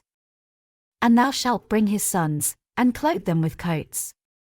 And thou shalt anoint them, as thou didst anoint their father, that they may minister unto me in the priest's office, for their anointing shall surely be an everlasting priesthood throughout their generations. Thus did Moses, according to all that the Lord commanded him, so did he. And it came to pass in the first month in the second year, on the first day of the month, that the tabernacle was reared up. And Moses reared up the tabernacle, and fastened his sockets, and set up the boards thereof, and put in the bars thereof, and reared up his pillars. And he spread abroad the tent over the tabernacle, and put the covering of the tent above upon it, as the Lord commanded Moses. And he took and put the testimony into the ark, and set the staves on the ark, and put the mercy seat above upon the ark. And he brought the ark into the tabernacle, and set up the veil of the covering, and covered the ark of the testimony, as the Lord commanded Moses. And he put the table in the tent of the congregation, upon the side of the tabernacle northward, without the veil. And he set the bread in order upon it before the Lord, as the Lord had commanded Moses. And he put the candlestick in the tent of the congregation, over against the table, on the side of the tabernacle southward. And he lighted the lamps before the Lord, as the Lord commanded Moses. And he put the golden altar in the tent of the congregation before the veil. And he burnt sweet incense thereon, as the Lord commanded Moses. And he set up the hanging at the door of the tabernacle. And he put the altar of burnt offering by the door of the tabernacle of the tent of the congregation, and offered upon it the burnt offering and the meat offering, as the Lord commanded Moses. And he set the laver between the tent of the congregation and the altar, and put water there, to wash withal. And Moses and Aaron and his sons washed their hands and their feet thereat. When they went into the tent of the congregation, and when they came near unto the altar, they washed, as the Lord commanded Moses. And he reared up the court round about the tabernacle and the altar, and set up the hanging of the court gate. So Moses finished the work. Then a cloud covered the tent of the congregation, and the glory of the Lord filled the tabernacle. And Moses was not able to enter into the tent of the congregation, because the cloud abode thereon, and the glory of the Lord filled the tabernacle. And when the cloud was taken up from over the tabernacle, the children of Israel went onward in all their journeys. But if the cloud were not taken up, then they journeyed not till the day that it was taken up. For the cloud of the Lord was upon the tabernacle by day, and fire was on it by night, in the sight of all the house of Israel, throughout all their journeys.